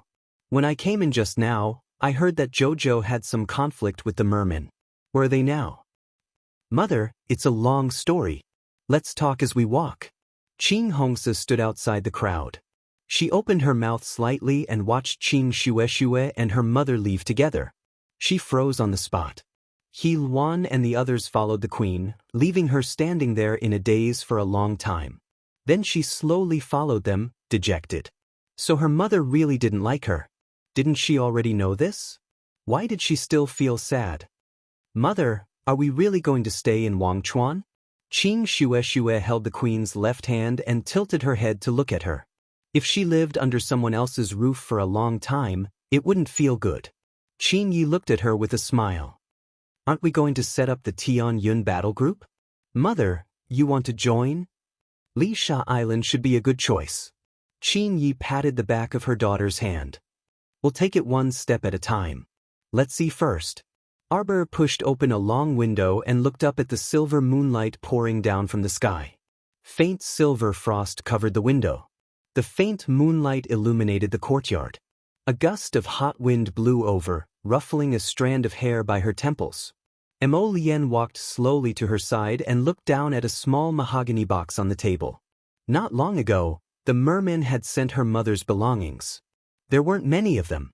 After all these years, her mother only had this small box with her. A few pieces of jewelry and a few personal items. There was also a short knife inlaid with a row of blue gems. It looked very earthy. It was very ugly and the handle of the scabbard had been worn out. It was clear that the owner liked this knife very much. Arbor took it out. The blade hadn't been used for so many years and was no longer shiny. There was even a small cut on the blunt edge of the knife. So ugly, Arbor muttered to herself. Her small hand touched the blade inch by inch and stopped for a moment. Fu Sheng. What? Mo Lien paused and looked down at his wife's hand. Fu Sheng. Arbor touched the blurry handwriting on the blade. Fu Sheng. Fu Sheng. Mo Lien murmured. Life is like a dream, but when you wake up from the dream, it's all in vain. Arbor put the blunt knife back into its sheath and held it tightly in his hand. My Jojo. Mo Lien reached out and hugged her slender waist. She sighed softly and said, Tomorrow we will go back. Don't meddle in these matters anymore. Arbor lifted his head and looked at him seriously. After a long time, he shook his head. Mo Lien raised his eyebrows slightly. Not for anything else. Arbor put his hand over his heart and murmured softly, For you, for our parents and siblings, for our friends. I hope that the 3 prefectures will be stable, that the country will continue to exist, and that the world will be peaceful and prosperous. I don't want to see this world become hell on earth, just like the previous world. Who would be willing to experience the world of desolation and ruins after having seen the beautiful flowers in full bloom? We don't fight for others. We only fight for the well-being of our future generations. Mo Lien's eyes flickered. He reached out and cupped her small face. He nodded with a smile. Good, my Jojo is so good. Everything will be as you wish. What do you think Fu Sheng means? Arbor leaned against his chest and asked softly. How could the broken knife that her mother treasured so much be meaningless? Fu Sheng, what was Fu Sheng? Chapter 4363. The next day the main hall of the Dragon Clan was filled with many people. Queen Qingqing sat on the left side and chatted with the clan leader, Long Qian, for less than 3 sentences when a servant announced their arrival. Long Qian looked up and saw the cold-faced little stoic entering hand in hand with a tall and slender black-clothed youth. They stood in the center of the hall. Jojo. Queen Qingqing stood up happily and hurried over to greet him. Xiaomu looked over. When she met her smiling gaze, her expression relaxed, and her lips involuntarily curled into a faint smile. Long Xiangyun saw this and hastily tugged on her brother's sleeve. Long Xiang felt a bit bitter inside. This little stoic was too hard to get along with. The siblings had interacted with this stoic face for so many days, but they had never seen her show such a sincere smile to them. Auntie. Queen Qingyi walked over and hugged her. She patted her shoulder. It's great that you're all okay. Aunt Yi, is there a transportation formation at the bottom of the sea that will send you away? Mu Xingchen couldn't help but ask. Qing Yi didn't hide it and nodded. This transportation formation was set up by your mother. It's been so many years. I didn't expect that it would come in handy one day. That time we were still young. We often met up and went to the Sea Valley to train together. Your mother found it troublesome, so she asked someone to set up a transportation formation so she could find me anytime. Qing Yi couldn't help but yearn for it when she talked about her childhood. In the blink of an eye, you're all grown up. That's all in the past. Jojo Xingchen. Yesterday? Yesterday was just a misunderstanding. Long Qian interrupted Queen Qing Ye's words. Arbor glanced at her coldly. Our mission this time is to set up and kill the Heavenly Fate battle group. Let's cut the crap. Previously, when Long Xiang discussed with us, what island did he say we would do it on? When Long Xiang heard the little crown princess calling his name, he hastily came out from the Long clan and nodded. The Dragon clan is going to set up the base of the Celestial Fate Legion on Lisha Island. When everyone is gathered, we will begin the secret training. With half a year as the deadline, we, the Forgotten River Dragon clan, will cooperate with the training of the 3 continents. Since that's the case, let's go together. Arbor turned to the queen and nodded. All right. Long Qian's face was cold the entire time. When she heard this, she couldn't help but say, is this the only thing we can talk about? What else do you want to talk about? Arbor looked coldly at the dignified old lady. I want to talk to you in private, Long Qian said. That won't be necessary. Mo Lien directly refused and said with a cold expression, you just need to do as you said and provide that island. 10,000 elites from the Divine Prefecture should be able to reach the River of Forgetfulness in the next 2 days. There are 10,000 elites from the Tsang and Ming continent. They will probably arrive in 2 days. Mo Lien looked up at Long Qian and said, so, you just have to prepare yourself. After Long Qian was reprimanded by Prince Mo, she didn't get angry. Of course, she knew who these 2 people were. However, she had to talk to the little stoic face to face. No one could stop her. I know that you have opinions about me and the entire Long clan, Long Qian said coldly. Chapter 4364. But there are many things that are not as simple as you children think. Back then, the Wangchuan region was attacked by you humans. How many people died and how many resources were lost? Don't you know? Tu Xianzi walked out of the crowd with his cane and snorted. That's all in the past. We won't pursue the matter and we won't seek any justice. Instead, we want to form an alliance with you. Shouldn't you show some sincerity? Dear Tu Xianzi, is our sincerity not enough? The venerable Peach Blossom Immortal waved the fan in his hand and looked at Tu Xianzi with a smile. We came all the way here from the land of the gods and accepted the alliance. What else do you want? Long Qian looked at Arbor seriously and said, I want to talk to you face to face. We have nothing to talk about. Arbor turned around and pulled Mo Lien out. Long Qian ordered coldly, stop them. Immediately, countless merman guards swarmed in from outside and surrounded the 2 of them. Mo Lien turned around with a spurious smile to look at the frosty Long Qian. Clan Headlong, we advise you to be prudent and think thrice. Long Qian looked at Mo Lien coldly and turned to look at Arbor. However, he saw that the little girl's naturally cold face did not show any emotion. Only her dark eyes were staring at him coldly and silently. He felt a little scared. Long Qian took a deep breath and closed his eyes. He raised his hand slightly and said, I only need 15 minutes. You can leave once you're done. There's nothing that can't be said. Arbor's eyes were cold. If you have something to say, you can say it here.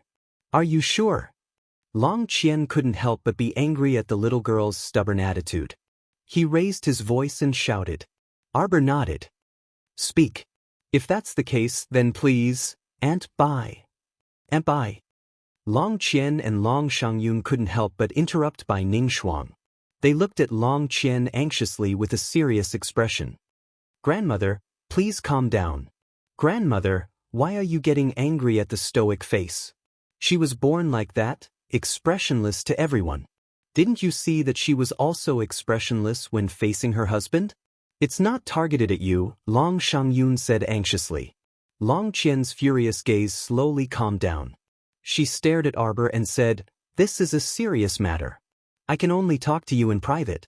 A quarter of an hour should be enough." Arbor stared at her coldly for a moment, then took her husband's hand and walked out. "Long Huan, how do I get to Lisha Island?" Long Huan could not help but smile bitterly. At this time, she really did not want to be called by the little crown princess. Refusing a toast only to drink a forfeit. Bai Ning Shuang's face was filled with anger, but she had nowhere to vent it. Thinking of her poor son Long Ji's miserable state, she wished she could cut the woman in front of her into 1,000 pieces and pull out her tendons and bones. Her precious son was actually beaten up by a little bastard to the point that half of his body was paralyzed. How could she let such a vicious woman go today? "Oh, it's so lively here." A light chuckle came from the door. The person was dressed in white. He was tall and slender, and his long hair hung loosely by his waist. As he walked over with a smile, it was as if there was a faint layer of light surrounding him. "State Preceptor?" Mo Lien and Arbor both murmured. Chapter 4365. Didn't the State Preceptor say he was imprisoned? Wasn't the State Preceptor forcefully detained by the Mare people? Looking at this guy's unscathed appearance, could it be in order to survive, the State Preceptor shamelessly sought refuge with the Wangchuan Dragon clan? Your Highness, Crown Princess, why are you two looking at me like that? The State Preceptor pretended his heart was thumping rapidly and raised his hand to calm his heart. Arbor's eyes were cold, like knives stabbing at the person in front of him, sizing him up.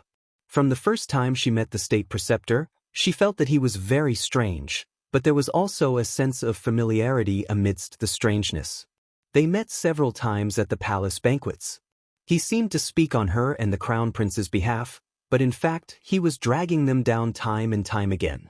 For example, at the beginning, when the elders of the Divine Continent rejected her marriage with Mo Lien, the State Preceptor suggested that the Wandering Great Elder make this decision. However, at that time, everyone thought that the unreliable Great Elder Kong Yin would not return so quickly. In the end, the old monk returned and gave everyone a huge surprise. Another example was suggesting to postpone the wedding date. Another example was requesting to see the Crown Prince and suggesting to bring the little Crown Princess along to the Wangchuan for a discussion. Each of these things were strange, seemingly unrelated, but in fact, they were all directed at her. "You are not the State Preceptor. You are the Snake Beauty. You are Ding Ting Ding Ding Yun." Sir Jojo suddenly realized. Once he said this, Mo Lien jumped in fright and subconsciously pulled his wife into his arms. The Black Moon sword suddenly flew out of his conscious and cautiously blocked in front of the two. Tisk! The State Preceptor on the opposite side lightly sked and shook his head, saying, "Xiao Qiao, why do you look like you have seen a ghost? Aren't you a ghost? A ghost haunting you? All right, everyone, harmony breeds wealth. Don't draw your swords." The State Preceptor walked over with a smile. He used two slender fingers to press down the sword of the Mare People guard beside him and walked to Arbor, staring deeply at the Black Moon in front of him. "I miss you, Xiao Qiao." Arbor looked at him expressionlessly. "Why are you pretending to be the State Preceptor?" "Because I want to see you. What else can it be for? Can't I see you whenever I want by pretending to be the State Preceptor?" The State Preceptor blinked. Under everyone's gaze, that faces had a series of bone and muscle transformations. Soon, a face that was as beautiful as a flower appeared. She blinked her charming eyes and smiled at the two of them. "Where's the State Preceptor?" "State Preceptor? What State Preceptor?" "The original State Preceptor." Xiao Mu practically didn't want to talk to him. Young Master Ding glanced at her with a smile and casually fiddled with his slender fingers. "What an annoying person. He's not even willing to cooperate with me. I have no other choice but to let him die. You even searched his soul? His Tes, Master, Tes, how did you do it?" Mo Lien's eyes were filled with shock. The State Preceptor Ding Yun killed was a true expert, and he was about 200 years old. His cultivation was naturally deep. Ding Yun, this person, usually acted too well. Even his father did not discover the slightest clue. If Ding Yun conspired against the great Emperor Emolian was terrified as she thought about it, and felt a chill in her heart. Why are you wasting words with them? Bai Ning Shuang said angrily, take him down. I've been very busy these few days. I'll probably be back to normal by Saturday. Chapter 4366. Ding Yun glanced at Bai Ning Shuang indifferently. Oh, who are you to yell at me? Bai Ning Shuang choked at his words. Indeed, this punk had yet to be acknowledged by the Long clan. She was in no position to yell at him for help. But Bai Ning Shuang felt extremely indignant at being choked right in front of her face. A cold glint flashed in her eyes. What an audacious brat. Recently, anyone in this family could really insult her to her face. She let this punk do it, but he was still spouting nonsense. He really didn't know what he was doing. Long Shangyun frowned. Why did you come out? Ding Yun ignored her. His beautiful eyes were smiling as he looked at Arbor. Little Qiao, why don't we find a place to talk? Sir Jojo glared at him coldly, then turned to look at Long Huan. His gaze was sharp and merciless. You've been hooking up with him for a long time? What did he mean by hooking up? Long Huan and young Master Ding wanted to roll their eyes at the same time. Why did these words sound so awkward? Cousin, you're thinking too much. Ding Yun took a step forward and said with a smile, of course not. I'm not with them. We're the ones who are together. Arbor looked at him coldly. I met Sikong Fuling. I promised her to meet you. Cult Master Ding immediately beamed and nodded. That's great. Long Huan couldn't help but roll his eyes at young Master Ding. He dared to bet with his 20 years of intelligence that Sir Jojo's next words would definitely not satisfy young Master Ding. As expected, Arbor said coldly, now that we've met, I fulfilled my promise. Stay away from me in the future. Cult Master Ding was instantly flabbergasted. He stared at her for a long time. That means we've met? Are you blind? If this wasn't meeting, then what was? Xiao Mu grumpily rebuked him before turning to look at her husband. Mo Lien nodded knowingly, took her hand, and walked out. Young Master Ding was not angry. He waved his hand with a smile and ran out. Jojo, wait. I have something to tell you. Long Qian's face darkened as she watched them leave without looking back. Her face was extremely ugly. Bai Ning Shuang was flustered and exasperated. And, are you going to let them leave just like that? Shut up. Long Qian had lived for so long, so she was naturally knowledgeable. With Bai Ning Shuang's current state, how could she not know? Wasn't it because of Longji's incident that he harbored a grudge against Xiao Mu and her husband? But with just her, Bai Ning Shuang? He really wasn't a match for that ferocious couple. You don't have to meddle in the affairs of the clan. Long Qian coldly looked up and glanced at Bai Ning Shuang. It's time for your son, Long Ji, to be educated. He's always talking about Chu Yun's past. Who gave him the guts to do that? Long Qian sneered. He doesn't act like one at all. As his mother, you don't even know how to correct his nonsense. Now that he's being beaten up, he deserves it. You don't have to blame others. Bai Ning Shuang couldn't help but feel resentful. Who in the entire Forget Creek doesn't know about Sister Chu Yun? And why are you saying this now? This was too unkind. This wasn't the first time she had said this. For so many years, the entire Forget Creek had been filled with stories about Long Chuyun betraying the clan. Chapter 4367. They said that she watched helplessly as the Long family's cadet branch brought a large group of people to attack Wangshuan. They said that she stood by and did not care about the lives of her family members at all. In the end, didn't they say that she was cold, selfish, and had no concept of bloodline? But now that her daughter had returned, the old lady wanted to push all the blame onto her son? Her son, Longji, was not the only one spreading this rumor. If the old lady really cared, why didn't she stop others from spreading it before? Why did she have to say this when her daughter returned? Bai Ning Shuang's lungs were about to explode from anger. Although she was full of complaints and wanted to explode, She had no choice but to swallow all her words when she saw Long Qian's solemn and cold face. Bai Ning Shuang bowed. Aunt, Longji may be reckless, but your granddaughter didn't go easy either. Longji is still lying on the bed and can't get up. Long Qian was already vexed about how to communicate with the little stoic face to face. Now that Bai Ning Shuang reprimanded her, she became even more indignant. It's not like you don't know what's the most important thing right now. Of course I know. Shui Yuan is so seriously ill. As her aunt, how can I not feel heartache? Bai Ning Shuang pretended to use a handkerchief to wipe the non-existent tears from the corners of her eyes. She sighed and said, however, Aunt, as you can see, your granddaughter isn't an easy person to get along with. Will she listen to us if we talk to her softly like this? Then what do you have in mind? Bai Ning Shuang's expression darkened as a hint of viciousness flashed across her eyes. Of course, we have to control them first. Once we have enough bargaining chips, we can discuss that matter with her. Isn't that right?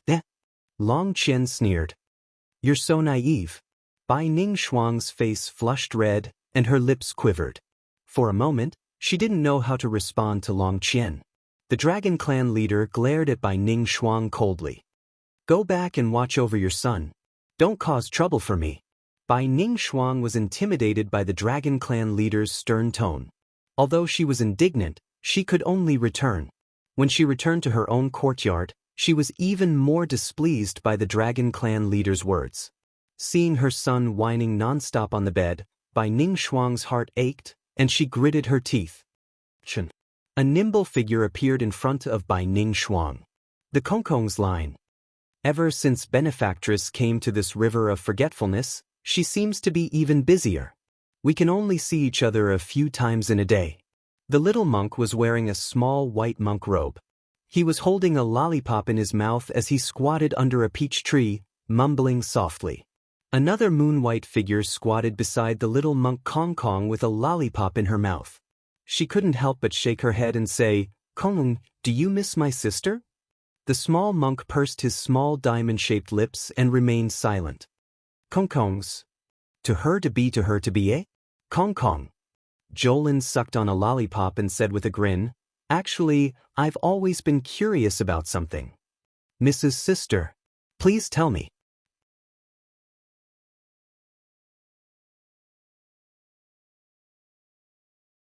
Chapter 4369. Elder Sister, why did you come in at this time? Jolin asked with a smile. Arbor nodded. Just now, I sensed a very strong fluctuation of divine power. Duanmu should be coming out of seclusion. As he spoke, everyone heard a long howl from afar. Arbor's eyes narrowed, and he ordered Qiu, let him out quickly. Once Duanmu Qing left the outside world, he would have to undergo the 5 spirits reincarnation tribulation. Facts had proven that the heavenly Tao, this old thing, was indeed a judge of character. When Duanmu Qing was in the 5-spirit reincarnation cycle, there weren't so many problems. It was unlike the time when the heavenly Tao restricted how phase advancement and forcefully created the great tribulation of lightning and fire. This time, Duanmu Qing had successfully completed the 5 spirits reincarnation tribulation in less than an hour. After going through the 5 levels of wood, lightning, water, fire, and earth, Duanmu Qing successfully completed his advancement and became a grade 2 god-tier master. Arbor, Mo Lien, Hu Shichen, and the rest of the onlookers watched Duanmu Qing from the front of the court until he completed his advancement. With such a big commotion, Long Ji and Long Xiangyun were urgently called over. When they saw Duanmu Qing's current state, the two of them couldn't help but curse in their hearts what was going on. He was simply sick in the head. No wonder the seawater was churning and the entire underwater city was shaking. It turned out that someone was undergoing the 5 spirits reincarnation tribulation in their underwater spiritual realm. Arbor turned and saw the siblings' ugly expressions. He shook his head and said in a low voice, I'm sorry, but Duanmu Qing can't do anything about it. After all, as soon as he came out of the star domain, he was immediately targeted by the heavenly Tao's lightning tribulation. The heavenly Tao unleashed its might. The power of the 5 spirits passed through the seawater and rushed towards Duanmu Qing. They could not stop it, could they? I thought something had happened. Long Huan looked at her speechlessly and said, "Our dwelling place can't withstand the power of the 5 spirits of the heavenly Tao." At this time, Duan Muqing had already completed his advancement. He slowly walked in front of Arbor with a faint smile in his eyes. He was already completely fine. The corpse poison that had previously been flowing through his body had now been completely removed. He had actually profited from the disaster and successfully advanced to the deity realm. In terms of cultivation, he had advanced by leaps and bounds. Arbor glanced at him. Thinking of how this guy had cut off his own wrist, he felt a little angry for no reason. They all lowered their heads to look at her. The little stoic's face was cold and expressionless as she turned around to leave. Duan Muqing could not help but smile bitterly. Jojo is still angry. It's obvious. Mo Lian glanced at him and was about to say something when a muffled dong sound came from afar. Then, a howl was heard. Everyone was shocked, and they hastily chased after Qiaomu. From afar, he saw the little girl expressionlessly holding a vine whip and fighting with a person in front of her. Her silhouette was extremely fast, and the speed of her attacks was so fast that it made people feel a little dazzled. 1 second she was still in front of that person. The next second she had already teleported behind that person. The moment she appeared, she slashed towards that person's neck. Long Ji and Long Xiangyun's hearts jumped violently. The little girl's savagery was probably one of a kind. She simply could not be bothered to waste words with whoever attacked her. She also did not ask for the reason and directly counterattacked. "Fuck. Quickly stop." Long Xiangyun couldn't help but exclaim when she saw this person's face clearly. Chapter 4370. Eldest brother, Itzichan. He's Madame Bai's. Long Shangyun hastily tugged at Long Qian's sleeve. Long Qian's face alternated between green and white. He laughed bitterly in his heart, wishing for nothing more than to flick his sleeves and leave immediately. What the heck was going on? This second aunt, could it be that she couldn't use her brain before doing something? He didn't believe that grandmother ordered this. It must be by Ningxuang herself who came to stir up trouble for the sake of avenging her son, Long Ji. In this way, his little stoic cousin would definitely loathe their Long family even more. This was simply adding fuel to the fire. Achun's movements were very nimble. He roared and retreated a step, barely avoiding the little stoic's startling swan blade. "You're courting death." An apathetic expression hung on the stoic face. With a slight flick of her wrist, several cold glints flew toward Achun's face. "Hurry and dodge." Long Shangyun shouted angrily. The Long family disciples who were originally going to help hastily retreated. In the blink of an eye, a series of explosions came from the unlucky Achun's body. Bang bang bang bang bang bang. Bang bang bang bang. His entire body was immediately covered in blood, and his body was blasted to pieces. Long Qian's heart chilled. He inwardly thought that these concealed weapons were very powerful. Even Achun, a level 10 spirit realm cultivator, didn't have the slightest ability to ward them off. It could be imagined how terrifying these things were. "Cousin, please." Before Long Qian could finish speaking, he saw the little stoic fly up and use startling swan blade. A cold glint sharply slid past Achun's neck. A faint line of blood drew open on that person's neck, and in a flash, a whole head fell to the ground. This back and forth was merely a matter of minutes. Long Shangyun shuddered all over and looked up at the little stoic. She was untainted by a speck of dust. Her plain clothes were as white as snow, and her bright eyes shone brightly. Her pitch-black pupils seemed to be leaping with sparks, so scorching that it was almost impossible to look straight at them. "The Long family is very good." Arbor threw down this sentence coldly and walked toward the entrance. "Since you want to start a war, then let's fight." No. That's not it." Long Shangyun muttered to herself. Long Shi hurriedly chased after her and cried out, "Cousin, it's a misunderstanding, it's really a misunderstanding. Madame Bai acted on her own accord, it was not my grandmother's idea." "Is there a difference?" Arbor suddenly turned his head and looked at him coldly. Long Huan choked for a moment. He suddenly felt that there was no difference whether it was Madame Bai's men or his grandmother's orders. After all, his aunt was a member of the Dragon Clan. Everything she did represented the Dragon Clan. Long Yun took a deep breath. I'm sorry, cousin. Don't get angry first. I will immediately report this matter to the patriarch and let her deal with it, okay? Cripple her, Arbor said coldly. Just now, that servant called Ah-chun snatched her eyes without a second word. If it weren't for that, how could she have retaliated so ruthlessly? Mo Lien quickly walked up and pulled Arbor to examine her from head to toe with a frown. She turned to look at Long Qian and said coldly, Bai Ning Shuang must die. If she doesn't die, then all of you can die. The man's voice was as cold as ice without any room for negotiation. He raised his hand, and countless black figures appeared from all directions. They raised their arms and shouted, Die, die, die.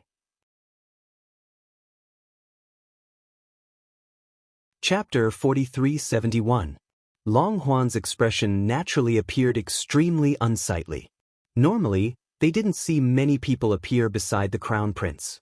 Most of the Dragon Clan's attention was placed on those 100 Phoenix clansmen with high cultivation, who knew that no less than 1,000 people would pounce out when the Crown Prince casually waved his hand. Looking closely at his finger, these black-clothed attendants were released from his space ring. They heard that His Highness the Crown Prince was a rare divine artifact master, and that ring should be a space artifact that could store life. Long Shangyun wanted to go up and say something, but her elder brother pulled her back and stopped her steps. Long Huan's complicated gaze landed on Arbor, and he sighed deeply. Madam Bai, Long Huan, Mo Lien coldly interrupted him. Ever since you stepped into the river of forgetfulness, think carefully. How many people have tried to cause trouble for Jojo, and how many people have ulterior motives? Even if you want to be a peacemaker, you have to see if the conditions allow it.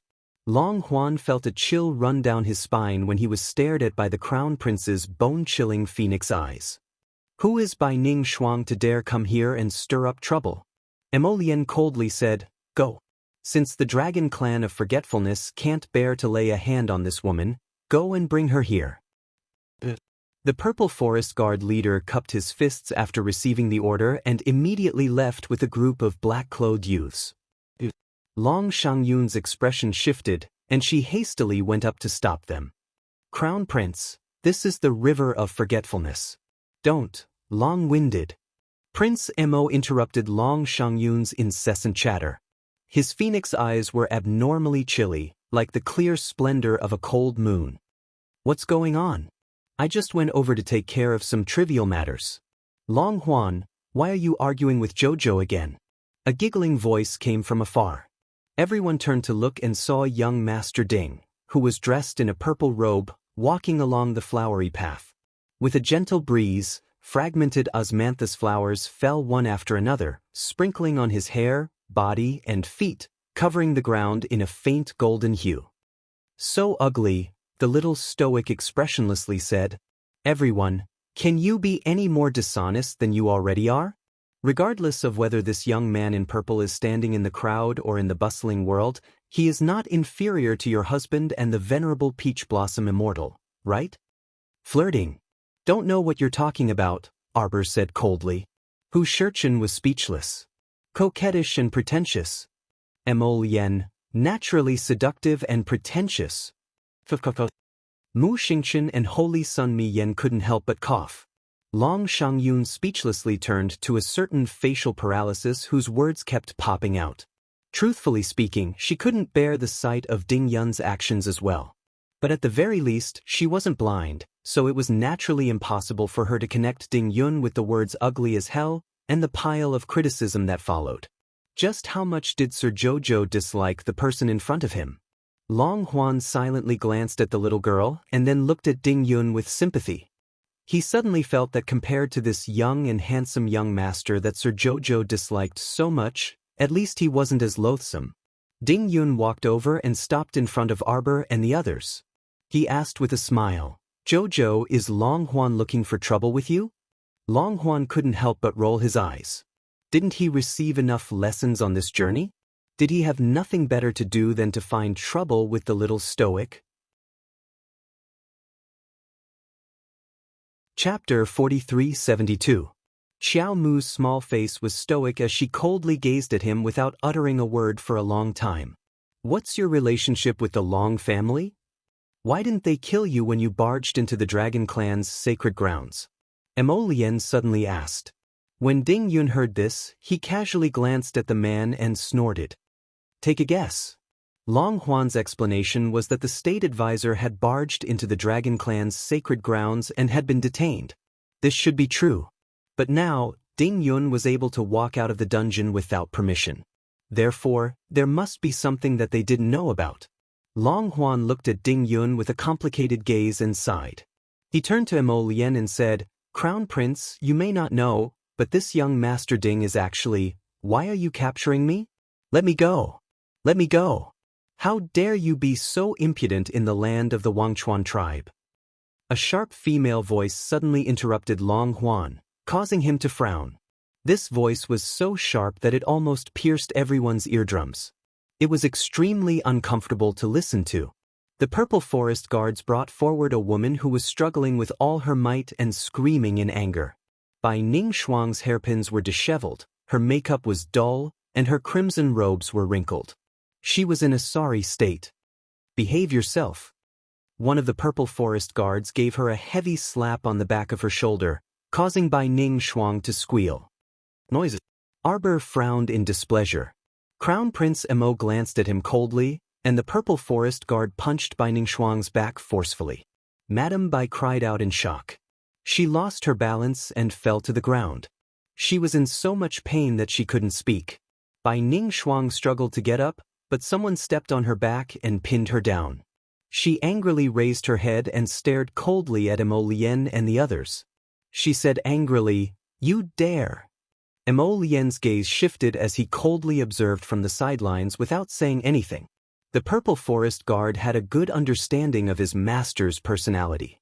Even the slightest of glances would be immediately understood. Without another word, the long sword in his hand slashed towards Bai Ning Shuang's neck. Clang. A curved blade spirit artifact that was spinning through the air abruptly collided with the Purple Forest Guard's long sword, instantly parrying his sword strike. Arbor turned to look. Long Qian came with a group of a few hundred mermaids with a cold expression. Arbor subconsciously raised his hand and touched the little white snake coiled around his wrist. A pair of cold and emotionless eyes stared coldly at Long Qian, and there wasn't the slightest trace of warmth in them. Everyone listen to my order. The little stoic ordered icily. Those who stop me will be killed without mercy. Yes. Long Qian's eyes narrowed slightly. Arbor raised her hand and summoned the thunderclap sword. The spinning barb gently slid through the air. A sharp light flashed past Bai Ning Shuang's eyes. After a blood-curdling scream, Bai Ning Shuang reached out with a trembling hand and held her bloodshot eyes. She screamed in terror and panic. A trace of disbelief flitted across Long Qian's solemn face. She couldn't help but size up the little girl in white clothes who was as cold as ice. In her body, he could really see a trace of his daughter, Long Chuyun, back then. However, it was just a trace. The little girl wasn't Long Chuyun. She didn't have Long Chuyun's good temper. Chapter 4373. Unlike Long Chuyun's patience, this little girl was very calculative. Whenever someone offended her, she would take revenge on the spot. It seemed impossible for her to hold her breath and endure it in secret. Long Qian took a deep breath and looked down at Bai Ning Shuang, who was kneeling by Arbor's feet with her hair in a mess. Now that you've punished her, can you hand her over to me? Mo Lian couldn't help but sneer. Do you think it's that easy? The long sword in the Purple Forest Guard's hand pressed down on Bai Ning Shuang's shoulder, causing her to bend over. Long Qian said coldly, Bai Ning Shuang was the one who made the first move. She didn't think it through and did something wrong. However, the two of you have already punished her. She lost her eyes, so let's end this here. Mo Lian stared at Long Qian coldly. Who do you think you are? What kind of tone and attitude are you using to talk to me? You don't have the right to decide how to end this. I have the right to decide. Long Qian's breath was stuck in her chest, and she didn't know what to say. Long Qian quickly stepped forward and said in a low voice, Forget Chuan invited the Crown Prince and the Crown Princess here to form the Celestial Fate Legion. At this moment, we should be united against the enemy instead of fighting among ourselves. Arbor kicked Binding Shuang, who was in a pitiful state, to Long Qian's feet. He turned around and said coldly, "I'm tired. Lisha Island is ready. You can go there at any time." Long Qian let out a sigh of relief. Binding Shuang stood up while trembling. Suddenly, she stood up and grabbed the green scepter in the old madam's hand. Long Qian's eyes turned cold. Just as she was about to scold her, Binding Shuang turned around with the scepter in her hand and slapped the fist-sized black pearl on top of the scepter. Long Qian's eyes changed. She couldn't help but yell, "Binding Shuang!" An ink-colored halo of light instantly emerged from the scepter. Then, the brilliant light shone brightly and covered everyone on the scene. Everyone was bewildered as they looked up at the inky brilliance that had enveloped the entire realm. The Mare people, the Purple Forest Guards, the Phoenix clan members, and even Mo Lien, Mu Xingchen, and the others in Arbor were all enveloped in the dim light of the night. They looked around in confusion. They thought that the ink light would attack them indiscriminately. However, in reality, no one felt any discomfort in their bodies. They felt as if this domain was natural, and it was just blocking this space. "What's going on?" Feng Zhangfei looked around blankly. "Why are you protecting us? Do you want to fight?" Feng Zhangqing raised his hand to stop the group of Feng brothers who were ready to make a move. He looked at Mo Lien with a puzzled gaze. While holding Qiao Mu's small hand, Mo Lien was in the midst of vigilantly inspecting their surroundings when he suddenly felt the little fellow's small hand tighten around his. He looked down and saw that his Jojo's face was slightly pale. Large beads of sweat rolled down from her temples. Her slender body was swaying as if she couldn't even stand properly.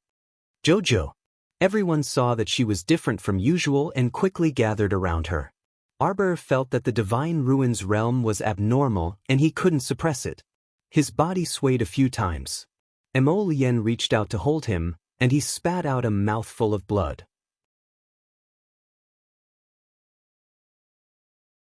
Chapter 4374. Jojo! Mo Lien was greatly alarmed, and her expression changed drastically. "Jojo!" Hu Shichen, Mu Xingchen, and the others' expressions also changed. What was going on? Everyone was normal, but Jojo was the only one who became like this? So Binding Shuang's actions just now were targeted at Jojo. She touched the black pearl on the old madam's scepter. Everyone supported Jojo in a flurry, and their gazes all turned to Long Qian. They discovered that Long Qian's face was also deathly pale. She cut her fingertip and dripped a thick drop of blood onto the black pearl, as if she was trying her best to suppress something. However, she couldn't suppress it at all. Long Qian's fingers were bleeding, and she tightly pressed down on the black pearl on the scepter. Her body trembled along with the trembling black pearl. "Grandmother!" Long Shangyun and Long Qian shouted at the same time. With a wave of their hands, they led countless mermen forward and used their spiritual energy to assist the old madam in suppressing the restless black pearl. Arbor spat out blood again, and her body involuntarily slid to the ground. Prince Mo panicked and reached out to grab her waist, hugging her as she slid down. He propped himself up on one knee and said in a trembling voice, "Jojo, Jojo." Arbor felt the ruins of God ripple heavily, and even her conscience began to tremble in pain. She lowered her head with difficulty, and a flickering light secretly flowed in the depths of the little stoic's scarlet eyes. Younger sister," Mu Xingchen shouted in panic. Everyone followed the little stoic's gaze and simultaneously looked down, only to see a white luster flickering at her lower abdomen. The strange thing was that the ball of light rolled through her body inch by inch. When it reached her abdomen and reached her heart, it was as if it was about to roll through her slender body and fly out of her mouth. Mo Lien and Hu Shichen were the quickest to react. They raised their hands and sent 2 bursts of sacred energy over, stopping the ball of white light from flying out. Mo Lien's fingertips moved slightly as she sent out several strands of saint power into Arbor's body. Hu Shichen quickly helped her suppress her restless conscience. While everyone was busy dealing with Qiao Qiao's strange behavior, they heard Long Qian's suppressed roar from the other side. Hold on. However, Long Shangyun, Long Shi, and the others could not suppress the black pearl at all. Holding on for 2 minutes was already their limit, following which he was violently sent flying by a violent force. Long Qian spat out a mouthful of blood and collapsed onto the ground. In the blink of an eye, the black pearl suddenly transformed into a long black shadow that spiraled in the air and emitted a furious roar that shook the heavens and the earth. The black dragon claw suddenly came down from the sky and went straight for Jojo's heart. That gigantic dragon claw exuded an incomparably terrifying pressure.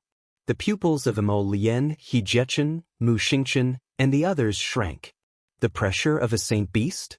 Such a terrifying aura. I'm afraid it's the aura of a middle mature stage holy beast, right? A golden light flashed and disappeared. Seventh Yen, who had clearly grown a lot taller and had a much more mature face, suddenly jumped out of Prince Mo's space. He raised his hand and transformed it into a dragon claw, blocking a black dragon claw that swooped down at him. The youth frowned and grunted. While blocking the black dragon claw, he was forced to retreat several steps. Little Seven, come back. Mo Lien's low and magnetic voice rang out. He did not summon Seventh Yen just now. It was this brat who jumped out first to block the attack when he saw the situation was critical. Chapter 4375. However, although Xiaoqi had already entered the late stage of puberty, she couldn't be mentioned in the same breath as a mature holy beast. That black dragon was merely a translucent soul. Even Xiaoqi was barely able to withstand its attack. If it was allowed to fully recover, everyone here would be in deep trouble. At this time, Mo Lien and Jichen had already completely understood. What was on Long Qian's staff wasn't a black pearl at all. Instead, it was a sealing pearl. This black dragon had been sealed inside the black pearl by someone using a special method. Presumably, many years had passed since then. It was currently in a translucent soul state. However, it was clear that as long as it absorbed enough holy power, it could still slowly recover its physical form. Arbor was half lying in Mo Lien's arms. She couldn't make a sound. She hung her head listlessly, allowing the blood at the corner of her mouth to drip onto the sandy ground. Jojo! Mo Lien hurriedly lifted her up a little and reached out to support her head. At the same time, the Peony Fairy, Little Tai Sui, and the others had already flown out of Paradise Planet. Without another word, they rushed to He Chen's side and began to fight with the black dragon. Bai Ning Shuang laughed heartily. She reached out to touch the air in front of her and repeatedly shouted, "How is it? How is it? Did the thing inside already kill that stoic face?" Long Shangyun covered her shoulder that had almost left after being patted. She glared angrily at Bai Ning Shuang. "Second aunt, did you hit your head on the ground? How could you open grandmother's restriction seal?"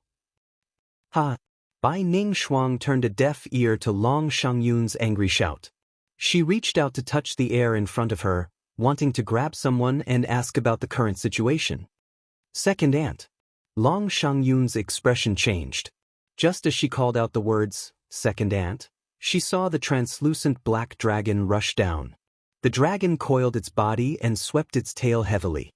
Bai Ning Shuang, who was lying on the ground, was sent flying by the black dragon's tail and heavily smashed into the ground. How could her body withstand a holy beast's attack? He didn't even manage to catch his breath before he breathed his last. "Second aunt!" Long Shangyun exclaimed in shock. Suddenly, she felt her arm lighten. She turned around and saw Long Huan pulling her back several steps until they reached a safe place. "Brother, what about second aunt?" Long Huan shook his head helplessly. She opened the black dragon's seal without permission. "I'm afraid this matter will not end well." Long Shangyun turned around and patted the black light barrier. She hammered it twice and clenched her fists. "We can't get out." "Heh, sacred beast barrier, do you think anyone can get out?" At this moment, everyone had already helped old Madame Long Qian to the siblings' side.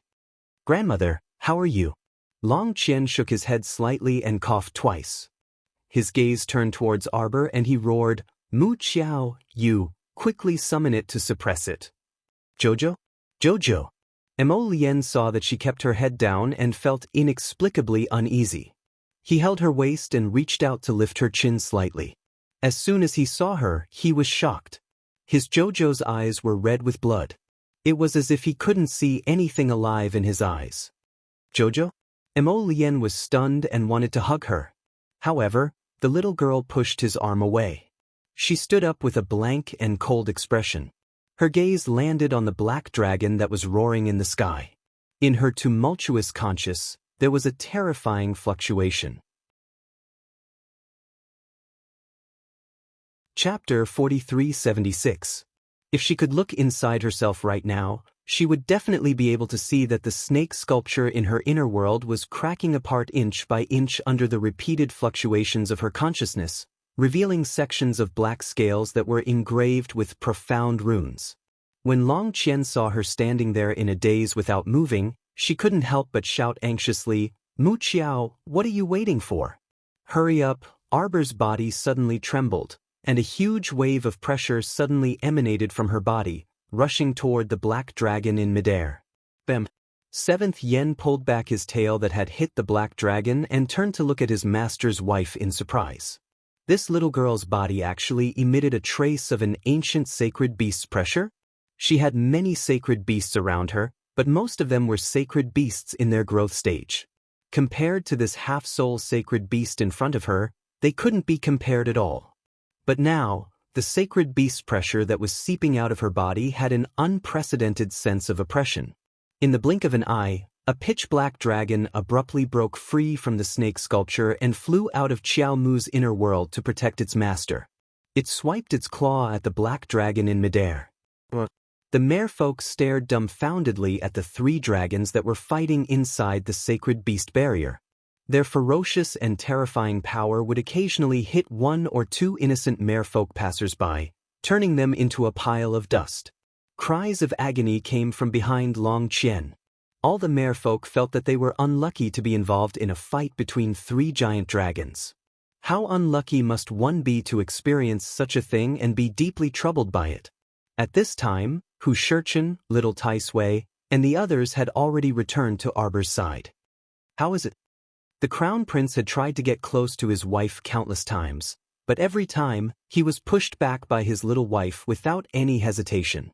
Hu Shirchen looked up and saw that the crown prince's handsome face looked as if there was nothing left to live for. Stop fooling around. Her conscience should be in a mess right now, right? For some reason, the energy in her body is also in a mess.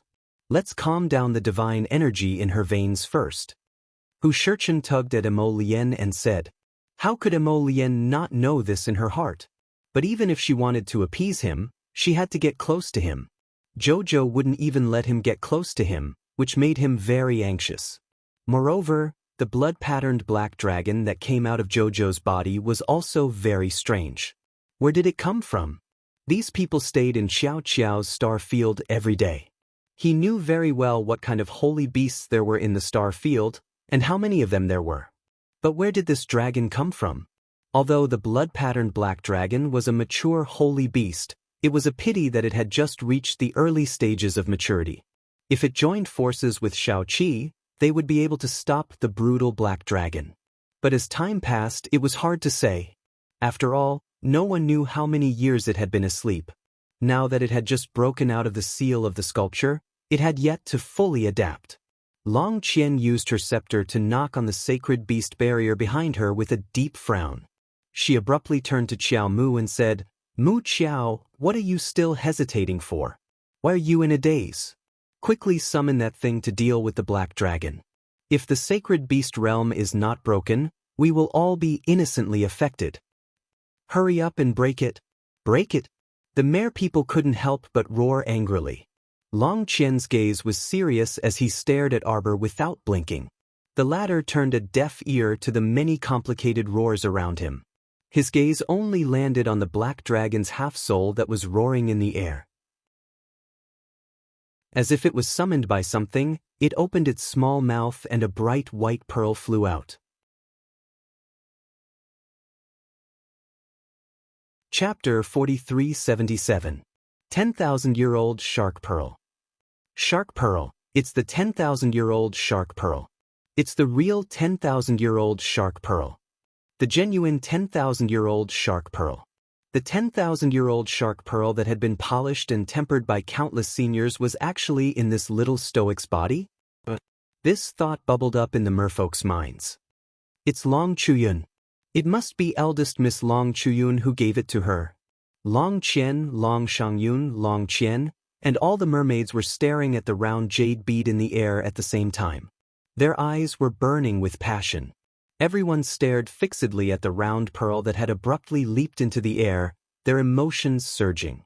They involuntarily straightened their bodies, wishing for nothing more than to pounce on it and grab it. Mo Lien, He Jiechun, and the others' eyes flickered. They glanced at the white pearl before looking back at Jojo. Arbor had completely lost consciousness at this time. He was only relying on his instincts to control the jade pearl to fly back and forth, up and down. The god power roaming in his body was wandering randomly through his meridians, and he couldn't control it for the time being. The little stoic's entire body shook. She clenched her fists and roared at the sky with all her might.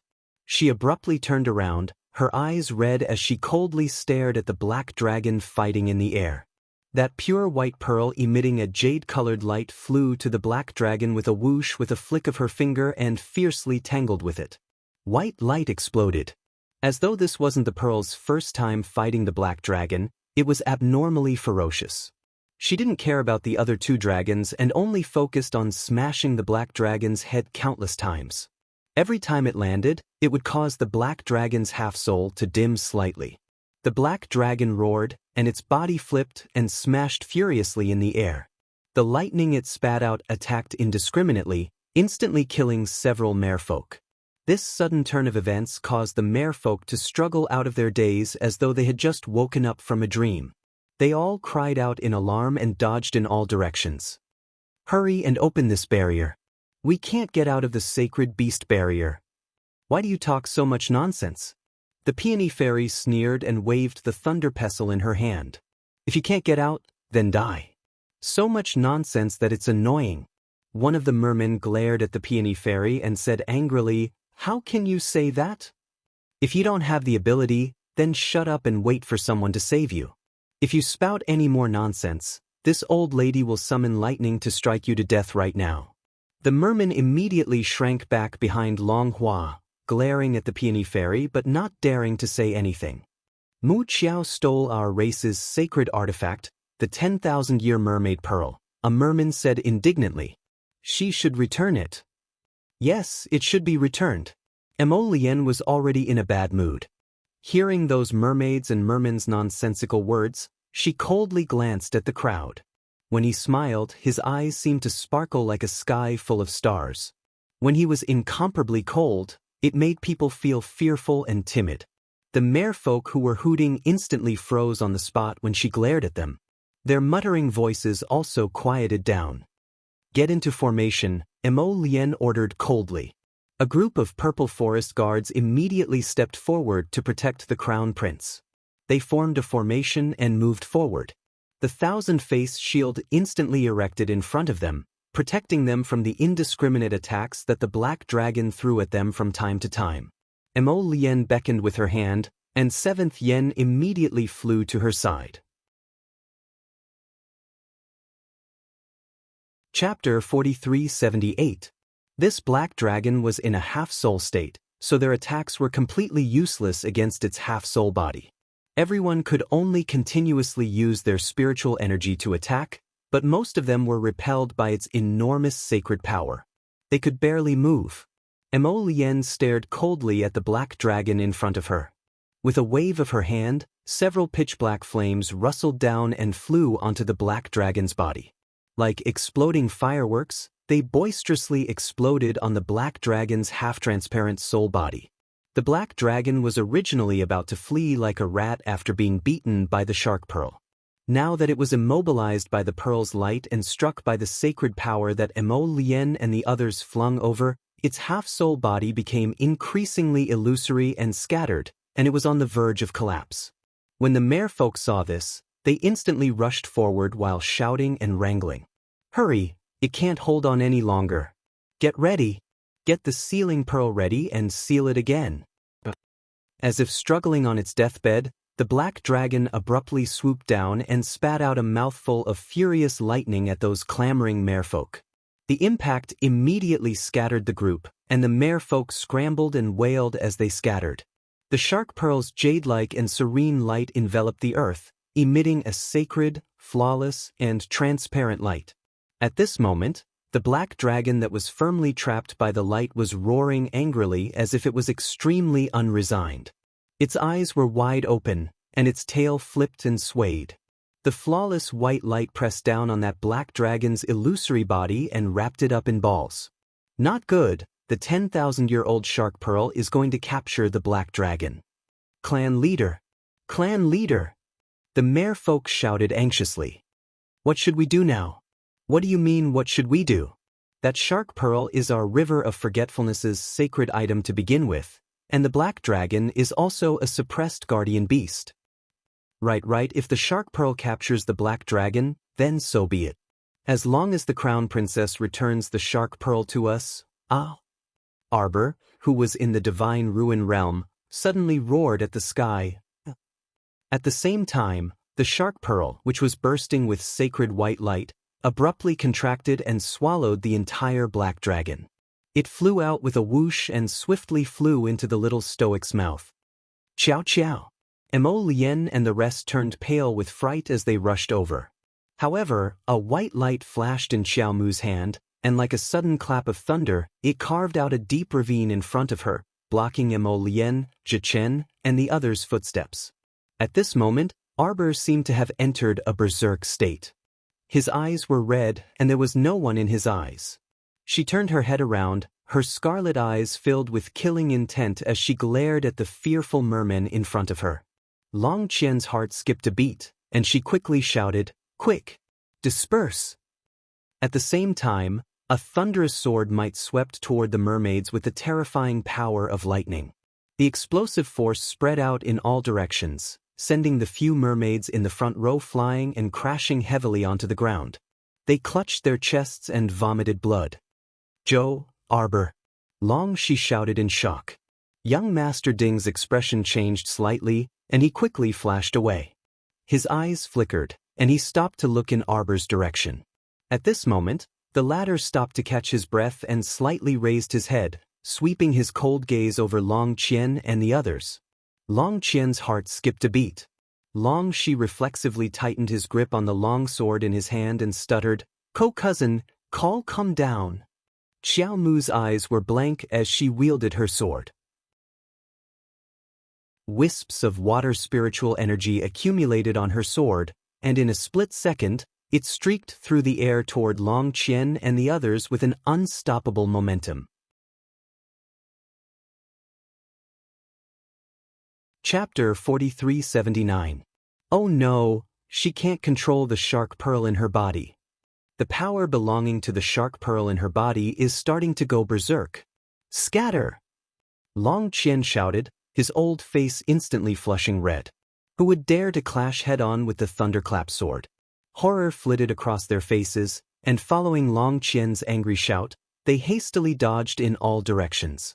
Thousands of thunderclaps galloped past like a magnificent army. At the bottom of the river of forgetfulness, the entire Long clan's residence was greatly shaken. The commoner merfolk outside the spirit realm also more or less felt the turbulent waves rolling above their heads, and they hastily found a place to hide. At this time, the little stoic stood alone in front of the thousands of ravines at the bottom of the sea, her body emitting a dazzling white light. Her fists were tightly clenched and her bones creaked. She suddenly roared into the sky, and a terrifying force exploded from her body. Everywhere the white light covered, flowers, and trees shattered into fine powder. The holy beast barrier that had been set up by the black dragon also completely shattered with a bang. Mo Lien, He Shurchen, and the others couldn't even get close, let alone the others. Everyone simultaneously raised their hands to block the dazzling white light in front of them. When the white light finally scattered, they saw the little stoic with her back facing them. Her shoulders trembled weakly, and she suddenly spat out another mouthful of blood. Her body weakly slid to the ground. With a clang, the thunderclap sword in her hand fell to the ground without her noticing. "Jojo!" Crown Prince Mo's heart was on the verge of shattering. With a flash, he flew across a deep crevice in front of him and caught her falling body. The venerable Peach Blossom Immortal, Holy Sun Mi Yen, Little Tai Sui, Mu Xingchen, and the others also rapidly surrounded them. When they looked down, they saw the little fellow's eyes were tightly shut, her long eyelashes were trembling, her lips were tightly pursed, and her face was as pale as a sheet. The venerable Peach Blossom Immortal's heart sank, and his breathing quickened. He hastily grabbed Emolian. Quick, quick, suppress the shark pearl in her godly ruins first. The shark pearl was so powerful that it was only temporarily stabilized by the combined efforts of all the Transcendence Realm experts present. Long Qian supported herself with a long staff as she struggled to walk towards Emolian and the others. She said anxiously, "We have to think of a way to get the shark pearl out. She can't control her body at all." Previously, it was Chu Yun who took the initiative to seal the mermaid pearl in her body. When the power of the mermaid pearl awakens, her body will not be able to withstand it, nor will she be able to control it. It must be taken out immediately. What a load of nonsense. Emolian and Jichen were both enraged. They each threw out a fire spirit and a wood spirit. The powerful Saint Power rushed towards the old woman who could not stand steadily. "Grandmother!" Long Shi exclaimed from behind. Long Qian's eyes narrowed, and she quickly turned around to dodge. She barely dodged a fire spirit when the wood spirit viciously hit her in the chest. The old woman spat out a mouthful of blood, but her gaze was still extremely stubborn. "What I said is true. If you leave the mermaid pearl in her body, it will be like leaving a Saint Power pearl that will explode at any given time. You speak as if it's true. Who are you trying to fool?" Feng Zhangfei could not help but say angrily. If that black dragon sealing pearl was not suddenly broken by someone, why would the mermaid pearl lose control on the spot in order to suppress it? Why are we wasting our breath on them? "Let's go," the peony fairy said angrily. Emolian carried Arbor with both hands. After taking 2 steps, she turned around and looked at Long Qian coldly. She said in a low voice, "You knew about it from the start, didn't you?" Chapter 4380. So this time, you did everything possible to lure her back, not because clan leader Long has one foot in the grave and is in a hurry to see your granddaughter. It's because you want this shark pearl. Emolian's breathing was labored, and she did her best to suppress the boiling fury in her heart. When she spoke, her voice was laced with grief and anger, so gloomy that it was heartbreaking. The dragon clan of Wang Chuan is truly disgusting.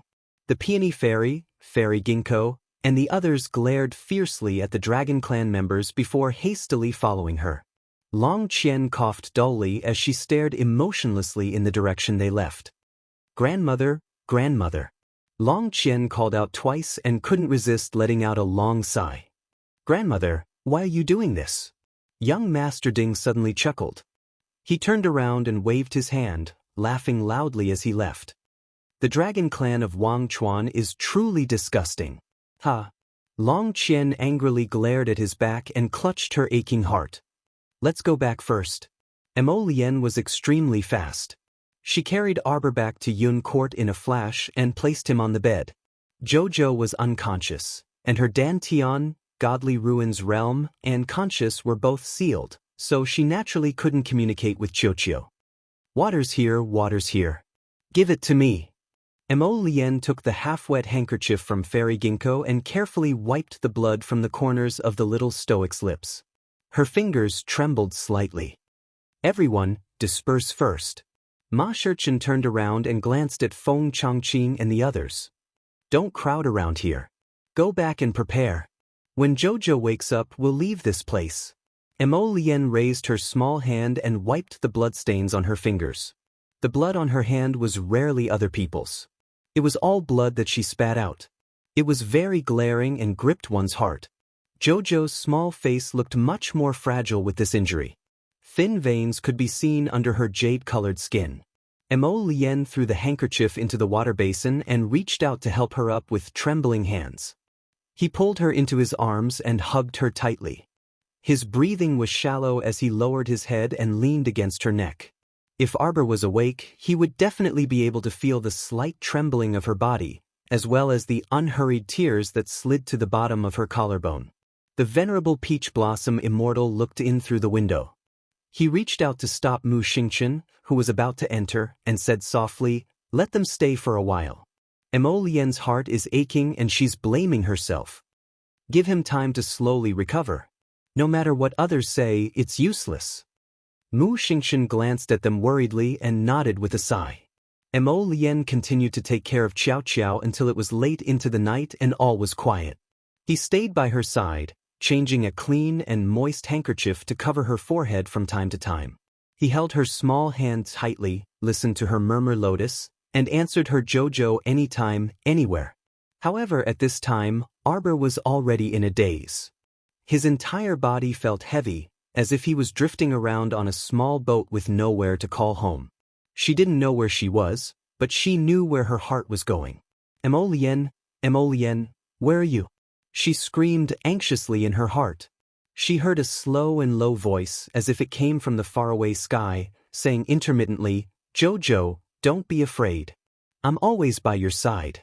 Always, always." She seemed to feel his warm lips on her hand, warm and sweet.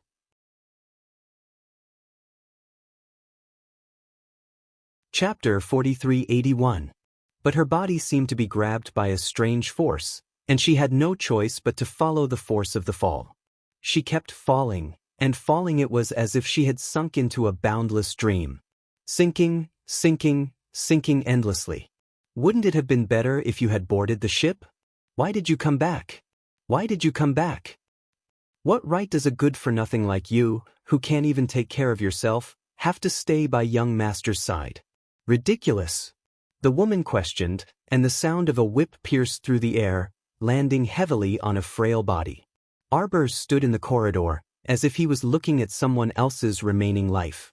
His eyes flickered, and he looked on expressionlessly. He lowered his head to look at his transparent hands, which had turned into a wisp of soul, as if floating into an endless abyss of memories. Ah, so my previous life seemed to be a bit more miserable than what I remembered. Bang. The door of the room was suddenly kicked open. The second young master didn't have time to tie up his hair, and his black hair was messy as he broke through the door. Looking at the situation, he must have hurriedly put on his clothes after receiving the news, and quickly rushed to this room to save someone. "Shi Yongchen, who told you to hit her?" A ruthless slap landed heavily on second Miss Shi's cheek. It immediately caused her white and tender skin to turn red. He took a few steps back from the slap and almost hit the cabinet door behind him. "Qin Xian, you actually hit me for this little pet? So what if I hit you? I'm still waiting to be killed." In his rage, the second young master didn't have time to think, and reached out to summon a long sword with white light lingering around it from his conscious. Second young master, second young master." Several students immediately rushed forward, stopping him and cupping their hands. "Second young master, you can't. Second Miss Shi's father sought refuge with our Qin estate. How can we kill his daughter? Will it disappoint everyone? Get out of the way." Qin Xian angrily pushed aside the students and quickly stepped forward. He didn't care about the blood and dirt, and reached out to pick up the dying woman on the ground. "Xiao Qiao, Xiao Qiao?" The woman who was picked up by him stared at him with lifeless eyes. Her body trembled slightly, and a large amount of blood gushed out from her mouth. It was obvious that her internal organs were injured, and she was severely whipped. "Xiao Qiao, don't be afraid. You will get better. You will definitely get better." Qin Xian's voice trembled.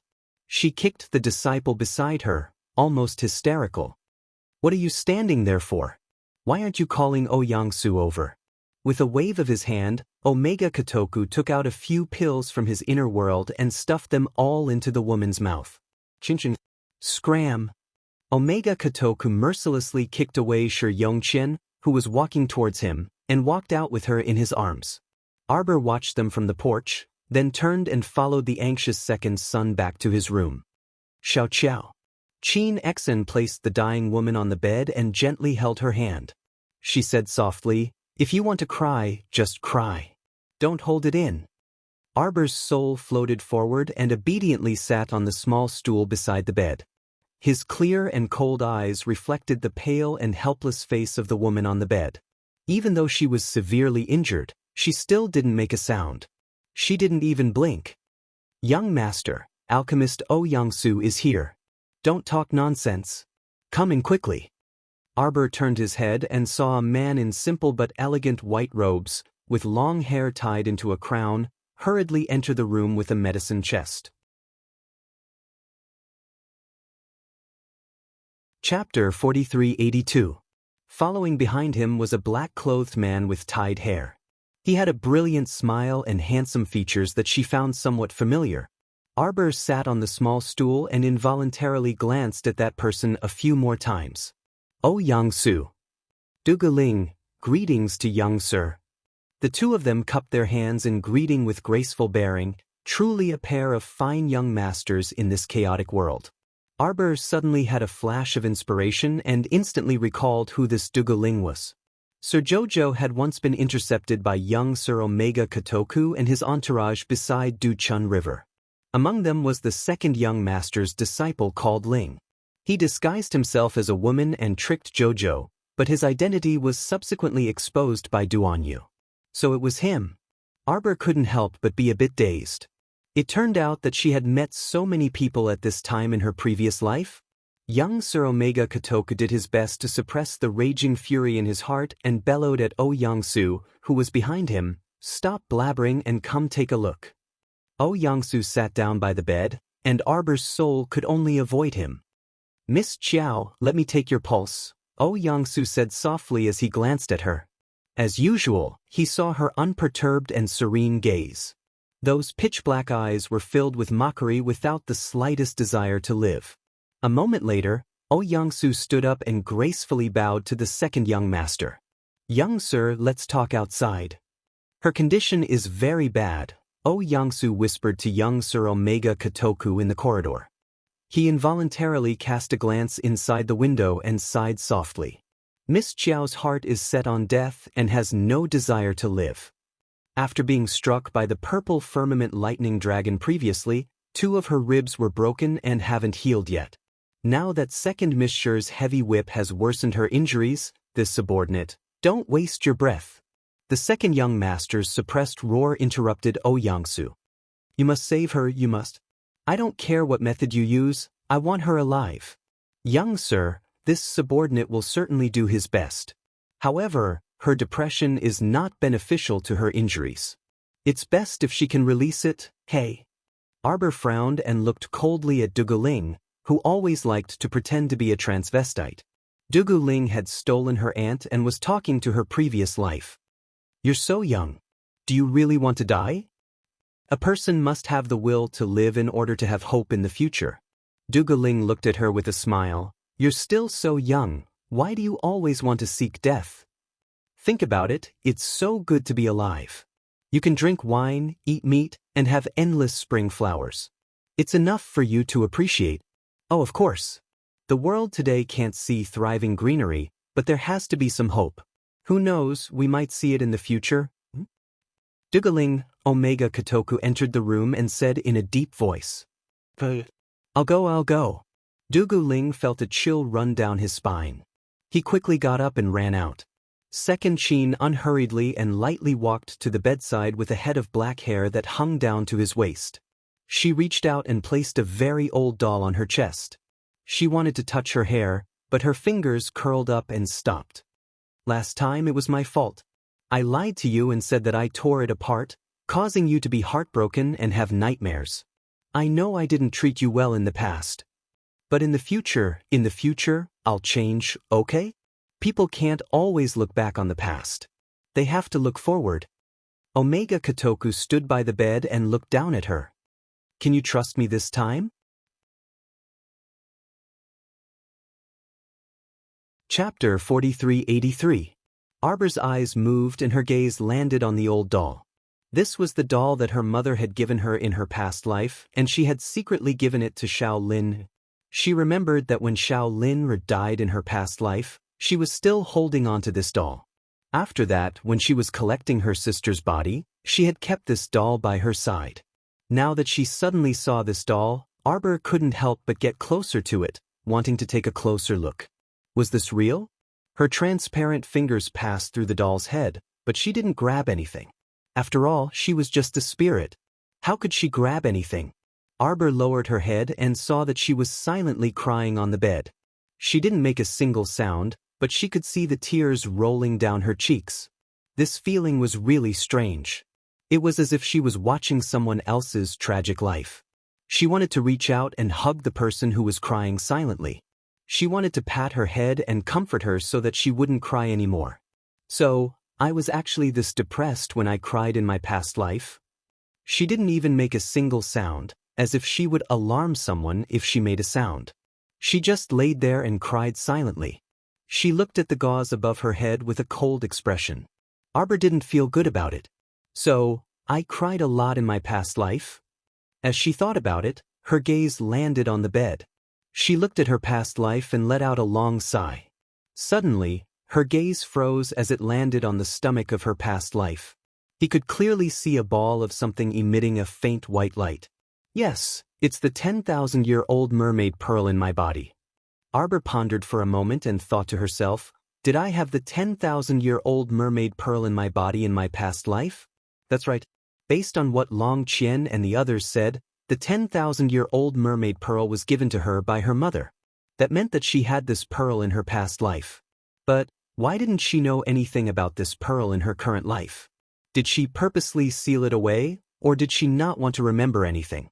If she had a physical body, Arbor would definitely break out in cold sweat, because she realized that she seemed to have peeped into some profound mysteries buried deep in her heart.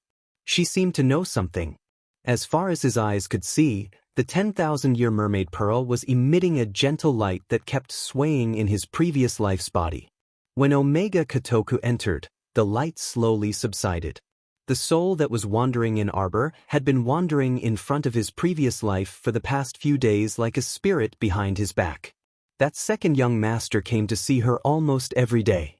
This made Arbor feel very strange. Did she really lose a lot of her memories after she self-destructed? At least, she had never remembered this part before. It had almost become a habit for the second young master to visit her every day. It was as if he had changed into a different person. Suddenly, he was very nice to her. However, in her previous life, she was still the same. Usually, she would only listen to him quietly and never interact with anyone. Ouyang Su would come to check her pulse every afternoon. In the afternoon, Omega Kotoku would push her out to bask in the sun and get some fresh air. The whip wounds on her body were slowly getting better. One day, Arbor saw her fingers moving on the side of the bed. She couldn't help but widen her eyes in shock. How could this be? Arbor thought to herself. In the past, her limbs were all broken and she couldn't even move a finger. Why was it happening now? It wasn't an illusion or an illusion. Her fingers really moved. Chapter 4384. This is for you. A pitch-black ring was rudely tossed onto her head. A 15 to 16-year-old youth in black poked his head out of the window and snorted. He shouted at the person who was half lying on the bed in a daze, I whipped you before, so master whipped me 10 times. Or even now. That youth retracted his head from under the window and didn't wait for her reaction for a long time, so he suddenly poked his head back. Seeing that she was half lying there without moving, he simply flipped over and jumped in through the window. Why aren't you saying anything? He stomped to the bedside and glanced at her irritably, nagging, actually, it's all your fault. If you didn't suddenly bite master's finger like you wanted nothing more than to bite it off, why would I have smacked you like that? Hey, you're not a mute. Why aren't you saying anything? The youth couldn't help but feel exasperated when he saw that the other party didn't react at all after talking for a long time. The little stoic was still sitting on the small stool beside the bed, sizing up the youth in front of her. Could this be the sacred beast purple firmament lightning dragon's transformation? Arbor pondered for a moment and felt that he should have guessed the truth. Was there such a scene in the past? Why did this purple firmament lightning dragon look so dumb? It could be paired with 7th Yen, that little rascal. They were both tsundere. Could it be that the attributes of dumb dragons were roughly the same? Seeing that she didn't utter a word for a long time, the youth was so angry that he directly picked up the ring he threw at her. He forcefully pulled her hand over and roughly put the ring on. I'm telling you, this defensive sacred weapon was forged from my scales.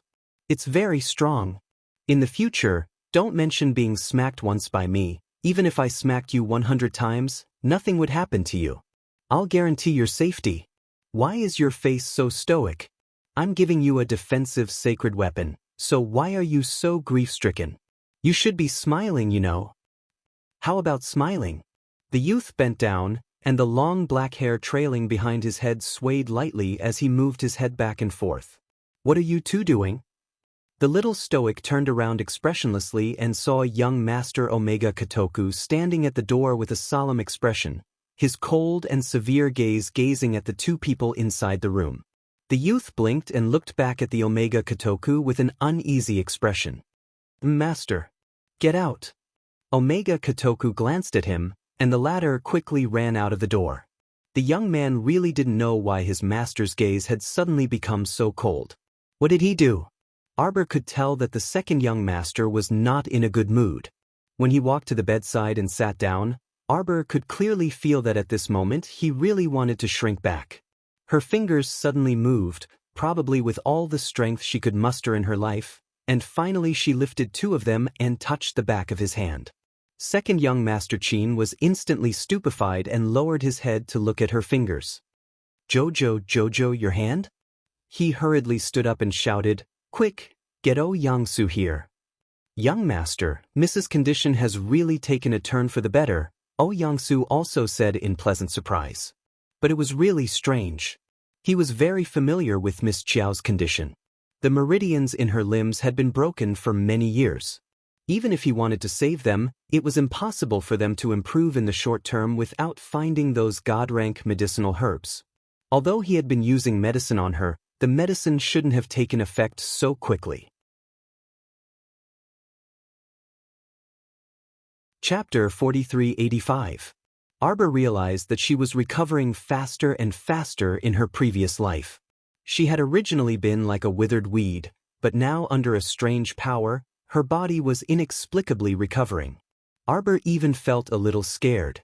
It was as if there was something she didn't want to think about, but it was about to be revealed in front of her. What could it be? Arbor clenched her fists nervously. She looked down and saw that her soul seemed to be a little faint. She couldn't shake her hand smoothly. 2 months later, her previous life could finally walk. Looking at her struggling to walk, Arbor's heart was filled with mixed feelings. She looked at her deeply. The soul had no tears. If it wasn't for that, her face would have been wet with tears by now. So, it was so difficult for me to stand up in my previous life. I actually forgot everything about the past. I don't know if it's because I denied my past too much. It's too painful and I want to forget everything. In a person's life, there were too many things that they wanted to remember and didn't want to remember. Maybe she just remembered a lot of things. Xiao Mu followed her outside.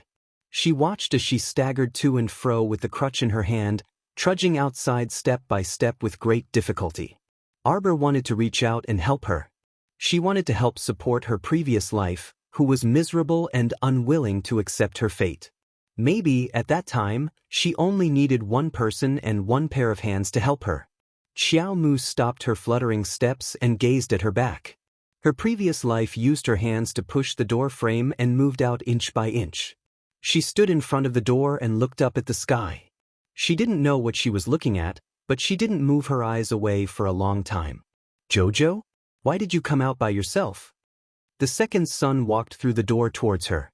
His footsteps were hurried and fast. In the blink of an eye, he was in front of her. Arbor could clearly feel that the body leaning against the door frame trembled slightly. She still didn't like to come into contact with this person. She suppressed the discomfort in her heart and forced herself to look at him. What's wrong? I want to go somewhere. It was the first time he had heard her voice since he came to Arbor.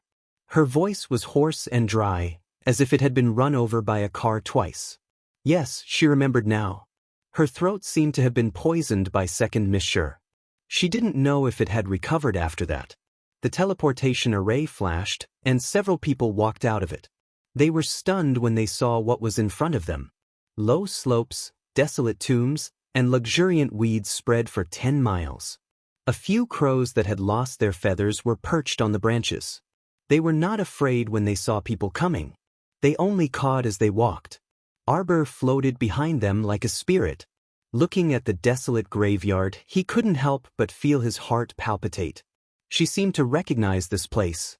It was dilapidated and desolate, like a boundless sea of bitterness from hell.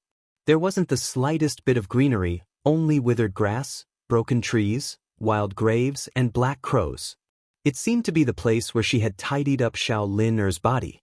It seemed like he had moved the remains of his mother and brother here as well. Therefore Arbor stood there in a daze. That feeling of wanting to cry but not being able to shed tears was simply too terrible. In her previous life, she moved through the desolate graveyard bit by bit, found a place to return, and sat down.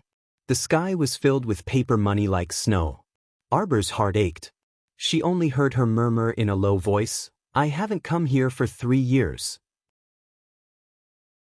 You're tuning in to the Passion Pages YouTube channel. We're so grateful for your support, and don't forget to subscribe to join us on this incredible journey through captivating stories. Your generosity through donations truly makes a world of difference, as it's the primary source of revenue that allows me to expand and enhance this channel for you. Thank you from the bottom of my heart for being a part of this adventure.